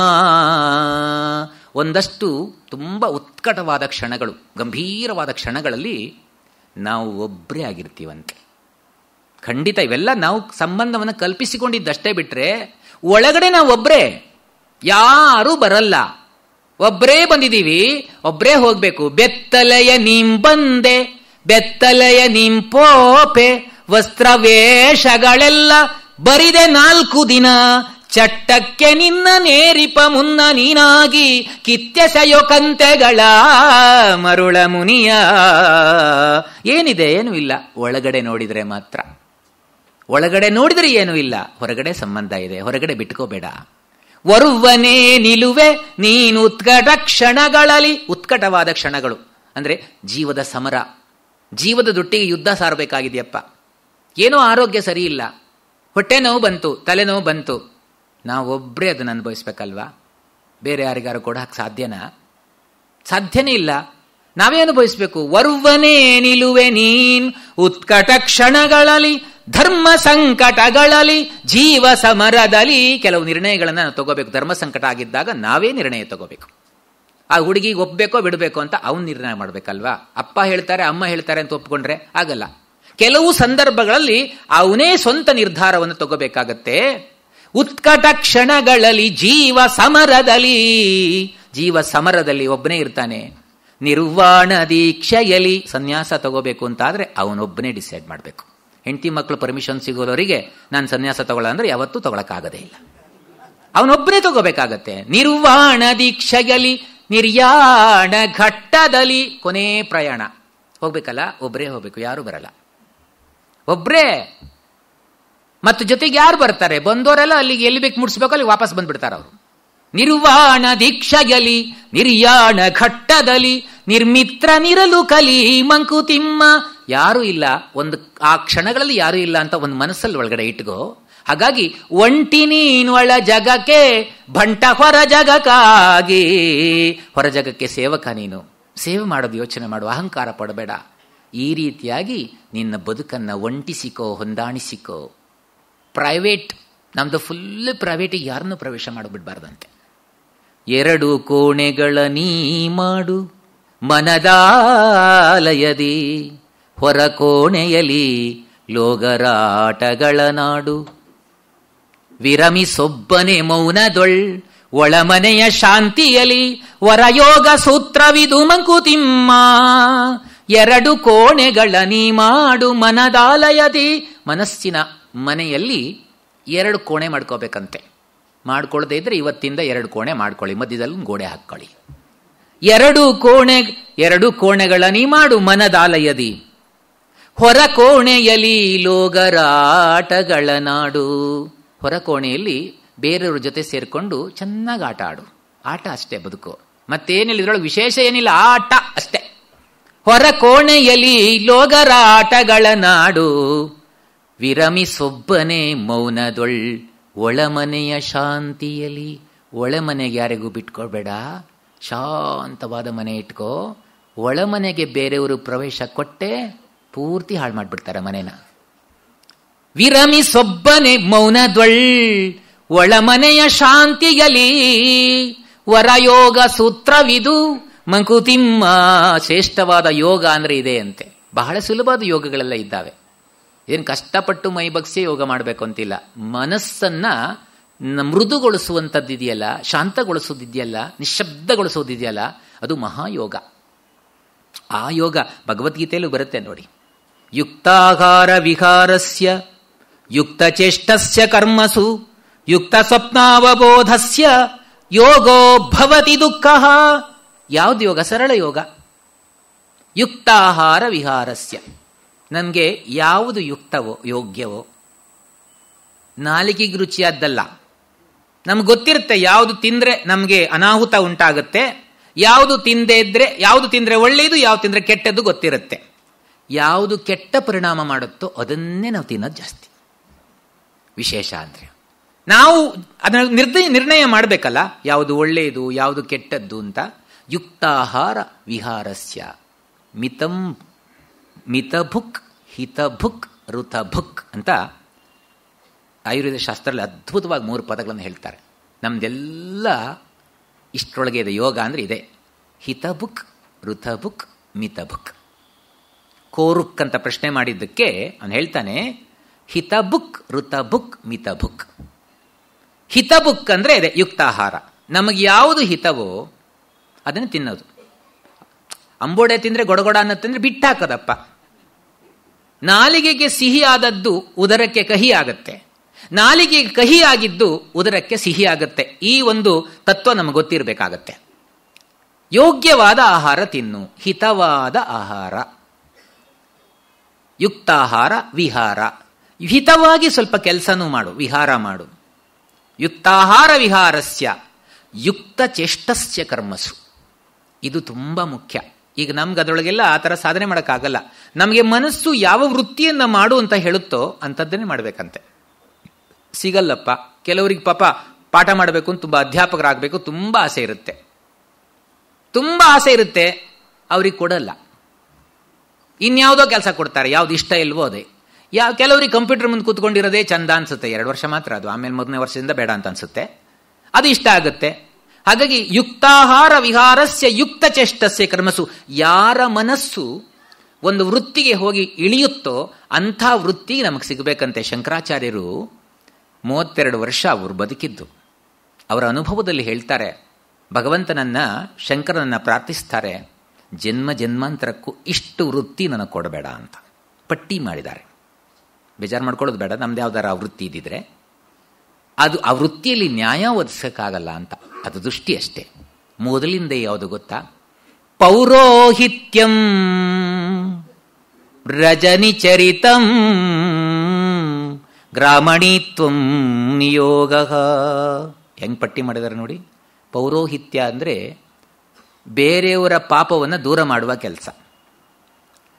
ಅವ್ರು ಏನೋ ದಾನ ಕೊಡ್ತಾರೆ, ತಗೊಂಡು ಸ್ವೀಕಾರ ಮಾಡಬೇಕಾಗಲ್ಲ ಅಂತ ಹೇಳಾಗಿಲ್ಲ. ಏನು ಕೊಟ್ಟರು ಹೇಳ್ಬೇಡ ಅಂತ ಹೇಳೋದಲ್ಲ, ತಗೋಬೇಕು, ಮನೆಗೆ ಬಂದು ಅನುಷ್ಠಾನ ಮಾಡಿ ಜೀರ್ಣ ಮಾಡ್ಕೋಬೇಕು. ಎಷ್ಟು ಜನರಿಗೆ ಪುರುಸೊತ್ತಿರುತ್ತೆ ಜೀರ್ಣ ಮಾಡ್ಕೊಳ್ಳೋಕ್ಕೆ. ಯಾರು ಮನೆಯಲ್ಲಿ ಅನುಸಂಧಾನ ಮಾಡೋದಿಲ್ವೋ ಆ ಪೌರೋಹಿತ್ಯ ನಿಷ್ಕ್ರಿಯ, ಅದು ನಿಷ್ಫಲ, ಬಹಳ ಕಷ್ಟ. ಮಹಾಪಾಪವನ್ನು ಹೊತ್ತುಕೊಳ್ಳೋದು ಅದು ಕೆಲಸ. ಅದಕ್ಕೆ ಪೌರೋಹಿತ್ಯ ವೃತ್ತಿಯನ್ನ ಜನ್ಮ ಜನ್ಮಾಂತರಕ್ಕೂ ನನಗೆ ಕೊಡಬೇಡಪ್ಪ ಶಂಕರ ಅಂತ ಪ್ರಾರ್ಥನೆ ಮಾಡಿದರು. ರಜನಿ ಚರಿತಂ ನೋಡಿ, ಆಚಾರ್ಯರು ಎಂಥ ಶಬ್ದ ಕೊಟ್ಟಿದ್ದಾರೆ ನೋಡಿ. ರಜನಿ ಚರಿತ ಅಂದರೆ ಕಳ್ತನ ಅಂತ ಅಂತಾರೆ. ರಜನಿ ಚರಿತ ಅಂದರೆ ಏನೋ ಶ್ರೇಷ್ಠವಾದ ವೃತ್ತಿ ಅಂತ ಇರಬೇಕು. ಆ ಶಬ್ದಗಳನ್ನು ಹೇಳಿ. ರಜನಿ ರಾತ್ರಿ ಮಾಡುವ ಕೆಲಸ, ನೈಟ್ ಶಿಫ್ಟ್. ರಜನಿ ಚರಿತಂ, ಆ ಕಳ್ಳತನ ಮಾಡುವ ವೃತ್ತಿ ಬೇಡಪ್ಪ. ನೋಡಿ, ಯಾರಿಗಾದ್ರೂ ನೈಟ್ ಶಿಫ್ಟ್ ಬೇಕು ಅಂತ ಅನ್ಸುತ್ತಾ? ಆದ್ರೆ ವಿಧಿ ಇಲ್ಲದೆ ಹೋಗ್ತಾ ಇರ್ತಾರೆ. ಅಯ್ಯೋ ಡೇ ಶಿಫ್ಟ್ ಮಾಡ್ಕೊಡಿ, ಡೇ ಶಿಫ್ಟ್ ಮಾಡ್ಕೊಂಡು ಹೇಳ್ತಾನೆ ಇರ್ತಾರೆ. ಪಾಪ ಅವ್ರು ನೈಟ್ ಶಿಫ್ಟ್ ಜನ ಇಲ್ಲ, ನೈಟ್ ಶಿಫ್ಟಿಗೆ ಹಾಕೋದು. ಆ ನಿದ್ದೆ ಗಡ್ಕೊಂಡು ಏನೇನು ಬೇಕಾದು. ನಿದ್ದೆ ಮಾಡುವ ಕಾಲದಲ್ಲಿ ನಿದ್ದೆ ಮಾಡಬೇಕು ನಾವು, ಊಟ ಮಾಡುವ ಕಾಲದಲ್ಲಿ ಊಟ ಮಾಡಬೇಕು, ಊಟ ಮಾಡುವ ಕಾಲದಲ್ಲಿ ನಿದ್ದೆ ಮಾಡೋದು, ಕೆಲಸ ಮಾಡೋ ಕಾಲದಲ್ಲಿ ಏನೋ ನಿದ್ದೆ ಮಾಡ್ತಾ ಇರೋದು, ನಿದ್ದೆ ಮಾಡೋ ಕಾಲದಲ್ಲಿ ಕೆಲಸ ಮಾಡೋದು. ಆ ಇದ್ರೆ ಅದು ಪ್ರಯೋಜನ ಇಲ್ಲ. ಯಾವತ್ತೂ ರಜನಿ ಚರಿತಂ, ರಾತ್ರಿ ಮಾಡುವ ಕೆಲಸ ಬೇಡ, ಕಳ್ತನ ಅಂತ ಅರ್ಥ ಅದರೊಳಗೆ. ರಜನಿ ಚರಿತಂ. ಮತ್ ನೋಡಿ 3ನೇದು ಗ್ರಾಮಣೀತ್ವಂ ನಿಯೋಗ, ಅಂದರೆ ಗ್ರಾಮಾಧ್ಯಕ್ಷ ಪದವಿ. ಅಲ್ಲಿಂದ ಎಲ್ಲ ಬಂತಲ್ಲಿ. ಗ್ರಾಮಾಧ್ಯಕ್ಷರು, ತಾಲೂಕ್ ಪಂಚಾಯತ್ ಅಧ್ಯಕ್ಷರು, ಜಿಲ್ಲಾಧ್ಯಕ್ಷರು, ಶಾಸಕರು, ಕಾರ್ಪೊರೇಟರು, ಆಮೇಲೆ MLAಗಳು, MP ಗಳು, ಮಂತ್ರಿಗಳು, ಯಾವುದೂ ಬೇಡ ಅಂದ್ರು. ಯಾವುದ್ರಲ್ಲೂ ನ್ಯಾಯ ಒದಸಕ್ಕಾಗಲ್ಲ ಅಂತ ಎಷ್ಟು ಚೆನ್ನಾಗಿ ಹೇಳಿದ್ದಾರೆ ನೋಡಿ. ಮಾಠಾಪತ್ಯಂ 3ನೇದು. 4 ಮಠಗಳನ್ನು ಸ್ಥಾಪಿಸಿದ್ರು ಶಂಕರಾಚಾರ್ಯರು. ಆದರೆ ಮಠದ ಜವಾಬ್ದಾರಿ ಹೊತ್ತುಕೊಳ್ಳುವ ಕೆಲಸ ನನಗೆ ಬೇಡ. ಮಠದ ಪಾರ್ಪತ್ಯದಾರಿಕೆ. ಯಾಕೆ ಅಂದರೆ ಅಲ್ಲಿ ನ್ಯಾಯ ಒದಸಕ್ಕಾಗಲ್ಲ. ದುಡ್ಡು ಆಸೆ ಎಲ್ಲ ಬೇಕೋ ಬೇಕು ಅನ್ಸುತ್ತೆ. ಸ್ವಾಮಿಗಳಿಗೆ ದಕ್ಷಿಣೆ ಕೊಟ್ಟಿದ್ದು ಒಳಗೆ ಹಾಕೊಂಡು ಹೋಗ್ತಾರೆ. ಭಕ್ತರ ಕಾಣಿಕೆನ ಒಳಗೆ ಹಾಕ್ತಾರೆ. ದೇವ್ರ ದುಡ್ಡು, ಸ್ವಾಮೀಜಿ ದುಡ್ಡು, ದೇವಸ್ಥಾನ ದುಡ್ಡು ಎಲ್ಲ ಒಳಗೆ ಹಾಕೊಳ್ಳೋದು, ಮನೆಗೆ ಹೋಗೋದು. ಆದ್ರಿಂದ ಮಠದ ಯಜಮಾನಿಕೆ ಬೇಡ. ಅವೆಲ್ಲ ಅಷ್ಟೇ. ತೀರ್ಥಕ್ಷೇತ್ರ ಕೃತೇ ಪಾಪಂ ಅನ್ಯಕ್ಷೇತ್ರ ಕೃತಂ ಪಾಪಂ ತೀರ್ಥಕ್ಷೇತ್ರೇ ವಿನಶ್ಯತಿ. ತೀರ್ಥಕ್ಷೇತ್ರ ಕೃತಂ ಪಾಪಂ ವಜ್ರಲೇಪೋ ಭವಿಷ್ಯತಿ ಅಂತ. ಕೆಲವು ಸಲ ಸ್ವಾಮೀಜಿ ಬಹಳ ಸರಳವಾಗಿರ್ತಾರೆ, ಯಾರ ಹತ್ರ ಸೊಗಸಾಗಿ ಮಾತಾಡ್ತಾರೆ. ಆದರೆ ಪರಿವಾರ ದೇವತೆಗಳಿದಾರಲ್ಲ, ಅವ್ರನ್ನ ಎದುರಿಸ್ಕೊಂಡು ಹೋಗೋದಿದೆಯಲ್ಲ, ಇಲ್ರಿ ಆಗಲ್ರಿ, ಹೇಗೆ ಹೇಳ್ತಿರ್ತಾರೆ ನೋಡಿ. ಆ ಒಳಗಡೆ ಚಿತ್ರನೇ ಬೇರೆ, ಇವರು ಪರಿವಾರ ದೇವತೆಗಳು ಮಾಡುವ ಪಾಪ ಕಾರ್ಯ ಇದೆಯಲ್ಲ, ಅದಕ್ಕೆ ಹೇಳ್ತಾರೆ ಬೇರೆ ಕ್ಷೇತ್ರದಲ್ಲಿ ಮಾಡಿದ ಪಾಪ ತೀರ್ಥಕ್ಷೇತ್ರಕ್ಕೆ ಹೋದ್ರೆ ನಾಶ ಆಗತ್ತಂತೆ. ತೀರ್ಥಕ್ಷೇತ್ರದಲ್ಲೇ ಪಾಪ ಮಾಡಿದ್ರೆ ವಜ್ರಲೇಪೋ ಭವಿಷ್ಯತಿ, ಅದು ಅಳಿಸಿ ಹೋಗಲು ಸಾಧ್ಯ ಇಲ್ಲ. ಆದ್ರಿಂದ ಮಠದ ಯಜಮಾನಿಕೆ, ಪಾರ್ಪತ್ಯದಾರಿಕೆ ಅದು ಬೇಡ, ಆ ವೃತ್ತಿ ಬೇಡ. ಮಾಟಾಪತ್ಯಂ ಅನೃತವಚನಂ, ಸುಳ್ಳು ಹೇಳ್ಕೊಂಡು ವೃತ್ತಿ ಮಾಡೋದು ಅದು ಬೇಡ. ಸಾಕ್ಷಿವಾದ ಪರಾನ್ನಂ, ಸಾಕ್ಷಿವಾದ ಲಾಯರ್ಗಿರಿ, ಸತ್ಯನ್ ಸುಳ್ಳ ಮಾಡೋದು, ಸುಳ್ಳನ್ನ ಸತ್ಯ ಮಾಡೋದು. ನ್ಯಾಯ ಒದಸಕ್ಕಾಗತ್ತಾ? ಬೇಡ ಅಂತ ಹೇಳ್ತಾರೆ. ಹಾಗೆ ಇಬ್ರು ಅಣ್ಣ ತಮ್ಮಂದ್ರು ಯಾವಲು ಈ ವೃತ್ತಿಗಳಿದಾವಲ್ಲ, ಸಮಾಜದ ಸ್ವಾಸ್ಥ್ಯವನ್ನ ಬಯಸಿ ಮಾಡುವ ವೃತ್ತಿಗಳಲ್ಲ. ಯಾವುದೇ ವೈದ್ಯರ ವೃತ್ತಿ ಆಗಿರಲಿ, ನಾನೇನು ದ್ವೇಷ ಅಲ್ಲ, ಅಲ್ಲ ಹೇಳಿದ್ದು. ವೈದ್ಯರ ವೃತ್ತಿ, ಲಾಯರ್ಗಿರಿ ಇವೆಲ್ಲ ಸಮಾಜಕ್ಕೆ ಸ್ವಾಸ್ಥ್ಯ ಬರಲಿ ಅಂತಲ್ಲ. ವೈದ್ಯರಾಗ್ತಾರಲ್ಲ, ಯೋಚನೆ ಮಾಡಿ, ಯಾವುದೋ ಒಂದು ಫ್ಲೂ ಬಂತಪ್ಪ, ಯಾವುದೋ ಅಂಟರೋಗ ಬಂತು, ಖುಷಿ ಅವರಿಗೆ, ಮತ್ತೊಂದು ಮೇಲೆ ನರ್ಸಿಂಗ್ ಹೋಮ್ ಏರಿಸ್ಬೋದು ಅಂತ. ಸಮಾಜದಲ್ಲಿ ಕಾಯಿಲೆ ಹೆಚ್ಚಾದಾಗ ದುಃಖ ಪಡಬೇಕು ನಿಜವಾದ ಡಾಕ್ಟ್ರು. ವೈದ್ಯೋ ನಾರಾಯಣೋ ಹರಿಹಿ ಅಂತಂದ್ರು. ಇವತ್ತು ಹರಿತಾರೆ ಅಷ್ಟೇ, ಅದು ಸಂತೋಷ ಆಗತ್ತೆ ಅವರಿಗೆ. ಆಮೇಲೆ ಲಾಯರ್ ಅವರಿಗೆ ಯಾವಾಗಲೂ ಅಷ್ಟೇ, ಲಾಯರ್ ವೃತ್ತಿ ಇದೆಯಲ್ಲ, ಅವ್ರಿಗೆ ಜಗಳ ಆಗ್ತಾನೆ ಇದ್ರೆ ಅವ್ರಿಗೊಂದು ಬದುಕು. ಜಗಳ ಆಗದಿದ್ರೆ ಲಾಯರ್ಗಿರಿ ಇಟ್ಕೊಂಡು ಕಟ್ಕೊಂಡು ಏನು ಮಾಡಬೇಕು? ಅಣ್ಣ ತಮ್ಮ ಹೊಡೆದಾಕೋಬೇಕು, ಕಳ್ತನ ಆಗಬೇಕು, ನಮ್ಮನ್ನು ಕರಿಬೇಕು, 1 ವರ್ಷ 2 ವರ್ಷ ಎಳಿಬೇಕು. ಒಂದ್ಸಲ ಅಣ್ಣ ತಮ್ಮ ಜಗಳ ಆಡಿದ್ರಂತೆ. ಅಣ್ಣನ ಲಾಯರಿಗೆ 1 ಲಕ್ಷ ರೂಪಾಯಿ ಫೀಸು, ತಮ್ಮನ ಲಾಯರಿಗೆ 10 ಲಕ್ಷ ಫೀಸು. ಅಣ್ಣನ ಲಾಯರಿಗೆ ಎಲ್ಲ ಕಾನೂನುಗಳು ಗೊತ್ತು, ತಮ್ಮನ ಲಾಯರಿಗೆ ಒಂದು ಕಾನೂನು ಗೊತ್ತಿಲ್ಲ, 10 ಲಕ್ಷ. ಯಾಕೆ ಅಂತ ಕೇಳಿದ್ರಂತೆ ಯಾರು? ತಮ್ಮನ ಲಾಯರಿಗೆ, ಅಲ್ಲಪ್ಪ ಒಂದು ಕಾನೂನು ಗೊತ್ತಿಲ್ಲ ನಿನಗೆ, 10 ಲಕ್ಷ ಯಾತಕ್ಕೆ ಬೇಕು ಫೀಸು? ಕಾನೂನು ಗೊತ್ತಿಲ್ಲದೆ ಇರ್ಬೋದು, ನಮಗೆ ಜಡ್ಜೇ ಗೊತ್ತು ಅನ್ನಂತೆ. ಈ ತರ ವ್ಯವಸ್ಥೆಗಳು. ಈ ವೃತ್ತಿಯಿಂದ ನೋಡಿ ಎಲ್ಲ ಜಗಳ. ಪೊಲೀಸರ ವೃತ್ತಿ ಇದೆಯಲ್ಲ, ಪೊಲೀಸರ ವೃತ್ತಿನೂ ಹಾಗೆ, ಮನೆಯಲ್ಲಿ ಕಳ್ತನ ಆಗಬೇಕು, ಸುಳ್ಳು ಹೇಳಬೇಕು, ಕದಿಬೇಕು, ಹಾಗಿದ್ರೆ ಅವ್ರಿಗೆ ಬದುಕು. ಯಾವ ದೇಶದಲ್ಲಿ ಕಳ್ತನವೇ ಇಲ್ಲ, ಅವ್ರಿಗೇನು ಕೆಲಸ ಇದೆ? ಆಯ್ತು, ಸಸ್ಪೆಂಡ್ ಮಾಡ್ತಾರಷ್ಟೇ, ಕೆಲಸವೇ ಕಳ್ಕೋಬೇಕಾಗತ್ತೆ. ಆದ್ರಿಂದ ಕಳ್ತನ ನಡೀತಾ ಇರಬೇಕು, ಅವ್ರಿಗೆ ಹೊಟ್ಟೆ ಪಾಡ ಆಗ್ತಾ ಇರಬೇಕು. ಕಳ್ತನದಿಂದಾಗಿ ಅವ್ರ ವೃತ್ತಿ. ಕಳ್ತನ ಇಲ್ಲ ಅಂದ್ರೆ ಇಲ್ಲ ನೋಡಿ. ಆಮೇಲೆ ಇನ್ನು ಡೆಂಟಿಸ್ಟ್ಗಳು ಹಾಗೆ. ಅದು ಡೆಂಟಿಸ್ಟ್ಗಳಿಗೆ ಕ್ಲಾಸ್ ತಗೊಳ್ಬೇಕಾದ್ರೆ ಮೊದಲೇ ಪ್ರೊಫೆಸರ್ ಹೇಳ್ತಾರಂತೆ, ನೋಡಿ ಈ ವೃತ್ತಿಗೆ ತುಂಬಾ ಸ್ಕೋಪ್ ಇದೆ. ನಮ್ಮ ದೇಶದಲ್ಲಿ 130 ಕೋಟಿ ಜನ ಇದ್ದಾರೆ. ಒಬ್ಬರಿಗೆ 32 ಹಲ್ಲು ಇಂಟು 130 ಕೋಟಿ, 4160 ಕೋಟಿ ಹಲ್ಲುಗಳಿದ್ದಾವೆ. ಹಾಗಾಗಿ ಅಂದ್ರೆ ಎಲ್ಲರ ಹಲ್ಲುಗಳು ಹುಳುಕು ಬೀಳ್ಬೇಕಂತ ಅರ್ಥನಲ್ವಾ? ಕ್ಷೇಮವನ್ನು ಬಯಸ್ತಾರಾ? ಖಂಡಿತ ಇಲ್ಲ. ಕಳ್ಳ ಸ್ವಲ್ಪ ಮಟ್ಟಿಗೆ ಬಯಸ್ತಾನಂತೆ, ಲೋಕದಲ್ಲಿ ಸಮೃದ್ಧಿ ಆಗ್ಲಪ್ಪ, ಮಳೆ ಬೆಳೆ ಚೆನ್ನಾಗಿ ಬರಲಿ, ಸಂಪತ್ತು ಬರಲಿ, ಆಮೇಲೆ ರಾತ್ರಿ ಜನಗಳಿಗೆ ಚೆನ್ನಾಗಿ ನಿದ್ದೆ ಬರಲಿ ಅಂತ. ಆದರೆ ಗುರು ಮಾತ್ರ, ಗುರುವಿನ ವೃತ್ತಿ ಇದೆಯಲ್ಲ, ತಾನು ಕಲಿಸಿದ ವಿದ್ಯಾರ್ಥಿಗಳು ಎತ್ತರಕ್ಕೇರಬೇಕು, ನಕ್ಷತ್ರಗಳಾಗಿ ಅವರು ರಾರಾಜಿಸಬೇಕು, ನಾನು ನೆಲದಲ್ಲಿ ನಿಂತ್ಕೊಂಡು ನೋಡ್ಕೊಂಡು ಸಂತೋಷ ಪಡಬೇಕು ಅಂತ ವೃತ್ತಿ ಅಧ್ಯಾಪಕ ವೃತ್ತಿ ಮಾತ್ರ. ಬಹಳ ಪವಿತ್ರವಾದ ವೃತ್ತಿ. ಆ ವೃತ್ತಿಯ ಬಗ್ಗೆ ಸರಿಯಾಗಿ ತಿಳ್ಕೊಂಡು ವೃತ್ತರ ಆಗಬೇಕಾಗತ್ತೆ. ನೀವು ಅದು ಸುಮ್ಮನೆ ಏನೇನೋ ಮಾಡ್ಕೊಂಡು ಅದರೊಳಗೂ ಕಣ್ಣು ಕಟ್ಟಿಬಿಟ್ರೆ ಆ ಮಹಾಪಾಪ ವಜ್ರಲೇಪನೆ ಅದು. ಯಾಕೆಂದ್ರೆ ಸಮಾಜವನ್ನ ಅದ್ಭುತವಾಗಿ ತಿದ್ದುವ ಎಲ್ಲ ರೀತಿಯ ಸಾಮರ್ಥ್ಯ ಈ ಶಿಕ್ಷಕರ ಕೈಯಲ್ಲಿರುತ್ತೆ. ಶಿಕ್ಷಕರ ವೃತ್ತಿ ಅಂದ್ರೆ ಅತ್ಯಂತ ಪವಿತ್ರತಮವಾದ ವೃತ್ತಿ. ಮಕ್ಕಳು ಶಿಕ್ಷಕ ಚೆನ್ನಾಗಿ ಪಾಠ ಮಾಡ್ತಾನೆ ಅಂದ್ರೆ ದೇವತೆ ಅಂತ ದೇವರ ಸ್ಥಾನದಲ್ಲಿಟ್ಟು ಪೂಜೆ ಮಾಡ್ತಾರೆ. ಅದು ನಮ್ಗೆ ಎಚ್ಚರ ಇರಬೇಕಾಗತ್ತೆ. ಅದರೊಳಗೂ ಮೋಸ ಮಾಡಿದ್ರೆ ಇನ್ನೇನು ಮಾಡೋಕ್ಕಾಗಲ್ಲ. ಅದರಿಂದ ಮಾಠಾಪತ್ಯಂ ಅನೃತವಚನಂ ಸಾಕ್ಷಿವಾದ ಪರಾನ್ನಂ. ನಾನ್ ದುಡಿದೆ ಬೇರೆಯವರ ಅನ್ನಕ್ಕಾಗಿ ಕೈ ಚಾಚುವ ವೃತ್ತಿ ಇದೆಯಲ್ಲ, ಅದು ಬೇಡ. ಬ್ರಹ್ಮದ್ವೇಷ, ನಿಷ್ಠಾವಂತ ಬ್ರಾಹ್ಮಣ ಅಂದರೆ ಅನುಷ್ಠಾನಪರನಾಗಿರ್ತಾನೆ, ಯಾರಿಗೂ ಮೋಸ ಮಾಡಲ್ಲ, ಸಮಾಜದ ಸ್ವಾಸ್ಥ್ಯವನ್ನೇ ಬಯಸ್ತಾನೆ.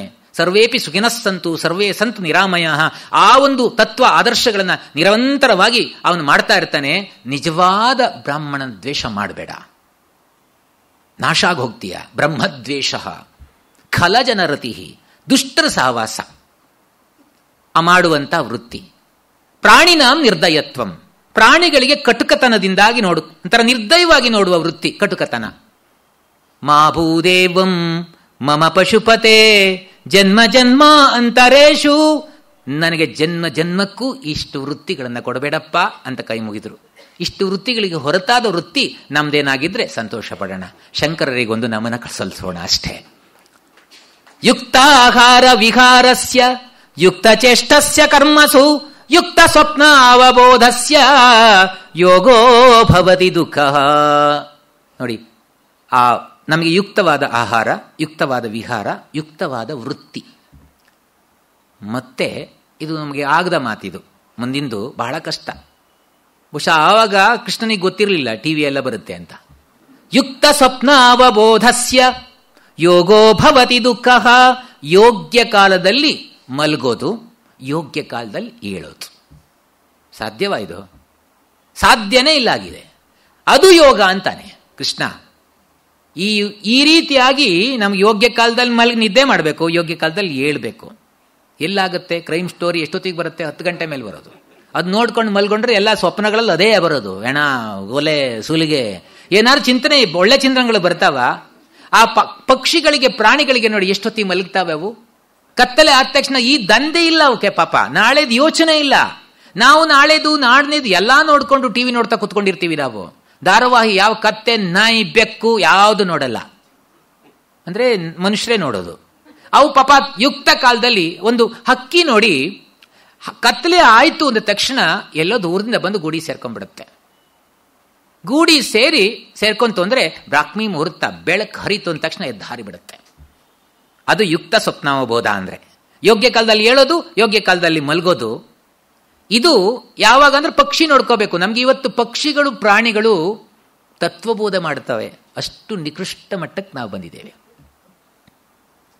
ಎಷ್ಟು ಅದ್ಭುತವಾಗಿ ಪುರಂದರದಾಸರು ಹೇಳ್ತಾರೆ, ಆ ಪಕ್ಷಿ ಪ್ರಾಣಿಗಳಲ್ಲಿ ಎಷ್ಟು ನಿಯತ್ತಿದೆ. ಒಂದು ಕಾಲದಲ್ಲಿ ನಾಯಿಗೆ ಹೋಲಿಸ್ತಾ ಇದ್ರಂತೆ ಮನುಷ್ಯರನ್ನ, ಪುರಂದರದಾಸರ ಕಾಲದಲ್ಲಿ.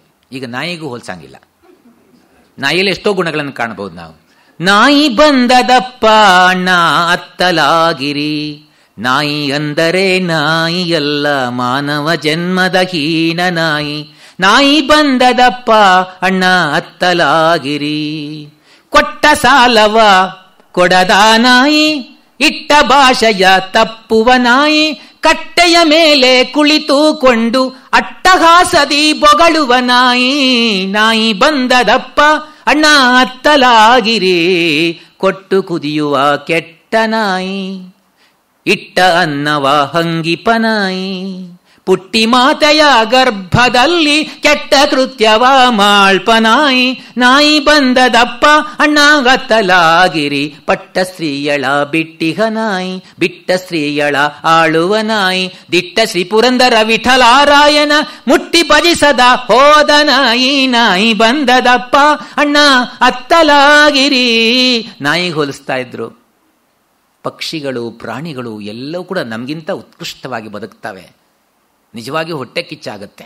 ನಮ್ಮಾಗ ಅಂಟ್ಕೊಂಡು ಕೂತ್ಕೊಂಡಿರಲಿಲ್ಲ. ಯಾವುದೋ ಒಂದು ಪಕ್ಷಿ ಗೂಡು ಕಟ್ಟತ್ತೆ ಅಂದರೆ ಎಷ್ಟು ಅದ್ಭುತವಾಗಿ ತತ್ವ ಇಟ್ಕೊಂಡಿದೆ ನೋಡಿ. ಒಂದು ಕಡ್ಡಿ ಕಸನೆಲ್ಲ ಹೊರಗಡೆ ಬಯಲಿದ್ದ ಕಸನೆಲ್ಲ ತಗೊಂಬಂದು ಗೀಜ್ಗ ಅಂತ ಇಟ್ಕೊಳ್ಳಿ, ಎಷ್ಟು ಚೆನ್ನಾಗಿ ಹೆಣಿಯುತ್ತಲ್ವಾ. ಯಾವ ಇಂಜಿನಿಯರು ಅದ್ರ ಮುಂದಲ್ಲ. ನಮ್ಗೊಂದಷ್ಟು ಕಡ್ಡಿ ಕೊಟ್ಟರೆ ನಾವು ಹಾಗೆ ಮಾಡೋಕ್ಕಾಗತ್ತಾ? ಅದಕ್ಕೆ ಪಾಪ ಕೈ ಇಲ್ಲ, ತಲೆ ಇಲ್ಲ, ಏನಿಲ್ಲ, ಬರೇ ಕೊಕ್ಕಿನಲ್ಲಿ ಎಷ್ಟು ಮ್ಯಾಜಿಕ್ ಮಾಡುತ್ತೆ ಅದು. ಸುತ್ತಿ ಸುತ್ತಿ ಸುತ್ತಿ ನೋಡೋಕ್ಕೆ ನಮ್ಮ ಕಣ್ಣಿಗೆ ಎಷ್ಟು ಚೆನ್ನಾಗಿ ಆಕರ್ಷಣೆ ಇರುತ್ತೆ. ಆಮೇಲೆ ಅದರೊಳಗೆ ಮೊಟ್ಟೆ ಇಡುತ್ತೆ, ಮರಿ ಮಾಡುತ್ತೆ. ಅಷ್ಟು ಸುಂದರವಾಗಿ ಕಷ್ಟಪಟ್ಟು ಗೂಡು ಕಟ್ಟಿರುತ್ತೆ. ಮರಿ ಮಾಡುತ್ತೆ. ಮರಿ ಮಾಡಿದ ತಕ್ಷಣ ಅದಕ್ಕೆ ತುತ್ತು ಕೊಡುತ್ತೆ. ರೆಕ್ಕೆ ಬಲಿಯುತ್ತಾ ಕಾಯ್ತಾ ಇರುತ್ತೆ. ಹಾರಕ್ಕೆ ಬರುತ್ತಾ ಅಂತ ಪರೀಕ್ಷೆ ಮಾಡ್ತಾ ಇರುತ್ತೆ. ಹಾರಕ್ಕೆ ಬಂತೋ get out of the nest, ಮತ್ತೆ ಮನೆಗೆ ಬರಲಿಕ್ಕಿಲ್ಲ. ಎಷ್ಟು ಶಿಸ್ತು ನೋಡಿ. ಆಮೇಲೆ ಆ ಮನೇಲಿ ಅದೂ ಇರಲ್ಲ. ಮುಂದಿನ ವರ್ಷ ಫ್ರೆಶ್ ಆಗಿ ಮನೆ ಕಟ್ಕೊಳ್ಳುತ್ತೆ. ಹೊಸತನದಲ್ಲಿ ಬದುಕುವುದು ಹೇಗೆ ಅಂದರೆ ಪಕ್ಷಿಗಳನ್ನು ನೋಡಬೇಕು. ಹೊಸತನವೇ ಬಾಳು, ಹಳಸಿಕೆ ಎಲ್ಲ ಸಾವು ಬಿಡು. ರಸವು ನವನಮತೆಯಿಂದನು ದಿನವು ಹೊಮ್ಮಿ ಅಂತೇಳಿ ದಿವಿಜಿಯವರು ಎಷ್ಟು ಚೆನ್ನಾಗಿ ಹೇಳ್ತಾರೆ. ಹೊಸತನವೇ ಬಾಳ್. ಆ ಪಕ್ಷಿಗಳು, ಪ್ರಾಣಿಗಳು ಎಷ್ಟು ಚೆನ್ನಾಗಿ ಬದುಕ್ತವೆ. ಆಮೇಲೆ ಮುಂದಿನ ವರ್ಷ ಹೊಸದಾಗಿ ಗೂಡು ಕಟ್ಟೋದು. ನೀವು ಬೇಕಾದ್ರೆ ಪರೀಕ್ಷೆ ಮಾಡಿ ನೋಡಿ. ಒಂದು ಗೂಡು ಕಟ್ತಾ ಇದ್ರೆ ಒಂದಷ್ಟು ನಿಮ್ಮದೇ ಸ್ವಂತದ್ದು ಕಸ ಕಡ್ಡಿ ತಗೊಂಡೋಗಿ ಅದ್ರ ಹತ್ರ ಇಡಿ, ತಗೋ ಅಂತ, ನಿನ್ಗೆ ಸುಲಭ ಆಗುತ್ತೆ ಅಂತ. ನೀವು ಕೊಟ್ಟಿದ್ದನ್ನು ಒಂದು ಕಸನೂ ತಗೊಳ್ಳಲ್ಲ ಅದು. ಮತ್ತೆ ಹೋಗಿ ತಾನೇ ಸ್ವತಃ ಬಂದು. ಎಷ್ಟು ಆತ್ಮಾಭಿಮಾನದ ಬದುಕು. ಆ ಕಟ್ಟಿದ ಗೂಡು ಅದು ಬಿಟ್ಟು ಹೋದ ಮೇಲೆ ನೆಲಕ್ಕೆ ಬೀಳುತ್ತೆ, ಮಣ್ಣಾಗುತ್ತೆ. ಮುಂದಿನ ವರ್ಷ ಫ್ರೆಶ್ ಗೂಡು. ನಾವು ಮಾತ್ರ ನಮ್ಮ ತಾತ ಮುತ್ತಾತ ಕಟ್ಟಿದ ಮನೆ ಅಂತ ಗೂಟ ಹೊಡ್ಕೊಂಡು ಕೂತ್ಕೊಂಡಿರ್ತೀವಿ. ನೀನೇನು ಮಾಡಿದ್ದಿ ಅಂದ್ರೆ ಏನೂ ಇಲ್ಲ, ಮನೇಲಿದ್ದೇನೆ ಅಷ್ಟೇ. ಎಷ್ಟು ಸ್ವಾಭಿಮಾನದಿಂದ ಬದುಕ್ತವೆ ಅವು. ಇರುವೆಗಳಾಗಲಿ, ಇರುವೆಗಳೊಂದು ಶಿಸ್ತಿದೆ. ಒಂದು ಸಣ್ಣ ಕತೆ ಇದೆ. ಇರುವೆ ಸಾಲು ಗಟ್ಕೊಂಡು ಹೋಗ್ತಾ ಇದ್ವಂತೆ. ಒಬ್ಬ ಕೂತ್ಕೊಂಡು ನೋಡ್ತಾ ಇದ್ದ. ಎಲ್ಲಿಗೆ ಹೋಗ್ತಾವೆ ಇವು ಅಂತ ಪ್ರಶ್ನೆ ಬಂತು. ಸರಿ ಕೇಳಿದ್ನಂತ ಒಂದು ಇರುವೆ ತಗೊಂಡು, ಅಪ್ಪ ಆಗಿಂದ ನೋಡ್ತಾ ಇದ್ದೀವಿ ಸಾಲು ಗಟ್ಕೊಂಡು ಸುಮಾರು 10-15 ನಿಮಿಷದಾಗ ನಾನು ಅಬ್ಸರ್ವ್ ಮಾಡ್ತಾ ಇದ್ದೀನಿ, ಎಲ್ಲಿಗೆ ಹೋಗ್ತಾ ಇದ್ದೀರಾ ಅಂತ. ಅವು ಹೇಳ್ತಂತೆ, ಒಂದು 100 ಮೀಟರ್ ದೂರದಲ್ಲಿ ಒಂದು ನೊಣ ಸತ್ತೋಗಿದೆ, ಅದನ್ನು ನಮ್ಮವರೆಲ್ಲ ಹೊತ್ಕೊಂಡು ಹೋಗ್ತಾ ಇದ್ದಾರೆ, ನಾನು ಸಪೋರ್ಟ್ ಮಾಡ್ಕೊಂಡು ಹೋಗ್ತಾ ಇದ್ದೀನಿ ಅಂತ. ಆಗ ಮನುಷ್ಯನಿಗೆ, ಇವನಿಗೆ ಬೇಜಾರಾಯ್ತಂತೆ. ಎಲ್ಲರೂ ಆಹಾರ ಸಿಕ್ಕುತ್ತೆ ಅಂತ ಮನುಷ್ಯರಿಗೇನಾದ್ರು ಗೊತ್ತಾದರೆ ಸಾಲಲ್ಲಿ ಹೋಗ್ತಾರ? ಕನ್ನಡ ಸಾಹಿತ್ಯ ಪರಿಷತ್ತಿನ ಮೇಲಾಟ ನೋಡಿ, ತಟ್ಟೆ ತಗೊಂಡು ಹೊಡ್ಕೊಳ್ಳೋದು ಬಡ್ಕೊಳ್ಳೋದಿಲ್ಲ. ಅಥವಾ ಏನಾದ್ರು ಕಲ್ಯಾಣ ಮಂಟಪಕ್ಕೆ ಹೋದರೆ ಊಟ ಮಾಡುವ ಸ್ಥಿತಿಯಲ್ಲಿ ಪಾಪ ಒಂದು ಬ್ಯಾಚ್ ಕೂತ್ಕೊಂಡಿರ್ತಾರೆ, ಮತ್ತಿಬ್ಬರು ಹಿಂದ್ಗಡೆ ನಿಂತ್ಕೊಂಡಿರ್ತಾರೆ, ಎಷ್ಟೊತ್ತಿಗೆ ಮುಗಿಸ್ತಾರಪ್ಪ ಅಂತ. ಅದು ಶಿಸ್ತಿಲ್ವೇ ಇಲ್ಲ. ಏನಿದೆ ಶಿಸ್ತು? ಮನುಷ್ಯ ಅಂದ್ರೆ ಬಹಳ ವಿವೇಕಿ. ಏನು ವಿವೇಕಿ? ಆ ಶಿಸ್ತು ನೋಡಿ. ಅಲ್ಲಿ ಸಿಗುತ್ತೆ ಅಂತೇಳಿ ಈ ಕಡೆ ಹೋಗ್ಬೋದಲ್ಲ, ಆ ಕಡೆ ಹೋಗ್ಬೋದಲ್ಲ, ಓಡೋಗ್ಬೋದಲ್ಲ? ಓಡೋಗಲ್ಲ, ಲೈನಲ್ಲೇ ಹೋಗ್ತಾವೆ. ಸಾಲಾಗಿ ಶಿಸ್ತಲ್ಲಿ ಹೋಗುವಂತ ಕಲಿಸೋದು ಇರುವೆಗಳು ನಮಗೆ. ಅವಳು ಯಾವತ್ತೂ ಅಷ್ಟೇ. ಇರುವೆಗಳಿಗೆ ಏನು ಮೋಸ ಮಾಡೋಕ್ಕಾಗಲ್ಲ. ಯಾವಾಗಲೂ ಸಕ್ಕರೆ ಡಬ್ಬಿಗೆ ಇರುವೆ ಬರ್ತಾ ಇದ್ವಂತೆ, ಖಾರದ ಡಬ್ಬಿಗೆ ಬರಲ್ಲ ಅವು. ಅವಳು ಒಬ್ಳು ಏನು ಮಾಡಿಲ್ಲಂತೆ, ಪ್ಲಾನ್ ಮಾಡಿಲ್ಲಂತೆ. ಈ ಸಕ್ಕರೆ ಡಬ್ಬಿಗೆ ಖಾರದ ಪುಡಿ ಅಂತ ಬರಲ್ಲಂತೆ, ಖಾರದ ಪುಡಿ ಡಬ್ಬಿ ಸಕ್ಕರೆ ಪುಡಿ ಅಂತ ಬರಲ್ಲ, ಸಕ್ಕರೆ ಡಬ್ಬಿ ಅಂತ ಬರಲ್ಲಂತೆ. ಇರುವೆಗಳು ಯಥಾ ಪ್ರಕಾರ ಖಾರದ ಪುಡಿ ಡಬ್ಬಿಲಿ ಸಕ್ಕರೆ ಇದೆಯಲ್ಲ ಅದಕ್ಕೆ ಬಂದ್ವು. ಏನು ಓದಕ್ ಬರಲ್ಲ, ಏನಿಲ್ಲ. ಶಿಸ್ತು ನೋಡಿ ಎಷ್ಟು ಚೆನ್ನಾಗಿದೆ. ಅವತ್ತೇ ಗಂಡ ಯಾಕೋ ಲೇಟಾಗಿ ಬಂದಂತೆ, ಕರೆಂಟ್ ಬೇರೆ ಹೋಯ್ತು. ತಲೆನೋವು ಯಾಕ್ರಿ, ಕಾಫಿ ಮಾಡಿಕೊಡ್ರಿ ಅಂತ ಹೇಳಿದ ತಕ್ಷಣ ತಂದು ಮಾಡಿಕೊಟ್ಟ. ಅಯ್ಯೋ ಬಾಯಿ ಇಡಂಗಿಲ್ಲ, ಖಾರ. ಅಯ್ಯೋ ಏನ್ ಖಾರ ಆಗಿದೆ? ಅಲ್ರಿ ಖಾರದ ಪುಡಿ ಹಾಕಿದ್ರೇನ್ರಿ? ಅಲ್ಲ ನೀನ್ ಬರ್ದಿಟ್ಟಿದ್ಯಲ್ಲ. ಅಯ್ಯೋ ಅದು ಇರುವೆಗಳಿಗೆ ಬರ್ದಿದ್ದು ನಿಮ್ಗೆ ಅರ್ಥ ಆಗ್ಲಿಲ್ವಾ? ಇರುವೆಗಳಿಗೆ ಎಷ್ಟು ಶಿಸ್ತಿರುತ್ತೆ ನೋಡಿ. ಸರಿ, ಅವನು ಯೋಚನೆ ಮಾಡ್ಕೊಂಡ, ಬಿಟ್ಟಾಕಿದ, ಚಿಂತನೆ ಮಾಡ್ದ. ಮನುಷ್ಯರು ಎಷ್ಟು ಅಶಿಸ್ತಲ್ಲಿದಾರಲ್ವಾ, ಇರುವೆಗಳಷ್ಟು ಕ್ಯೂ ಫಾಲೋ ಮಾಡಲ್ವಲ್ಲ. ಆಮೇಲೆ ಮತ್ತೊಂದು ಡೌಟ್ ಬಂತಂತೆ. ಅಷ್ಟು ದೂರದಲ್ಲಿ ಹೋಗಿದೆಯಲ್ಲ, ಮತ್ತೊಂದು ಇರುವೆ ತಗೊಂಡು ಕೇಳಿದ, ಸರಿ ಅಷ್ಟು ದೂರದಲ್ಲಿ ನೊಣ ಬಿದ್ದಿದೆ, ಅದನ್ನ ನಿಮ್ಮವ್ರು ಹೊತ್ಕೊಂಡು ಹೋಗ್ತಾರೆ, ನಿನ್ನ ಫ್ರೆಂಡ್ ಕೇಳಿದೆ, ನಾವೆಲ್ಲ ಅದಕ್ಕೆ ಸಪೋರ್ಟ್ ಮಾಡ್ಕೊಂಡು ಹೋಗ್ತೀವಿ ಅಂತ, ನೀವು ಲೈನಾಗಿ ಹೋದರೆ ನಿಮಗೇನು ಸಿಗುತ್ತೆ? ಆಗ ಇರುವೆ ಹೇಳ್ತಂತೆ, ನಮ್ಗೆ ಯಾವುದೇ ಆಹಾರ ಸಿಕ್ಕರೂ ನಾವೆಲ್ಲ ಹಂಚ್ಕೊಂಡು ತಿಂತೀವಿ ಅಂತ.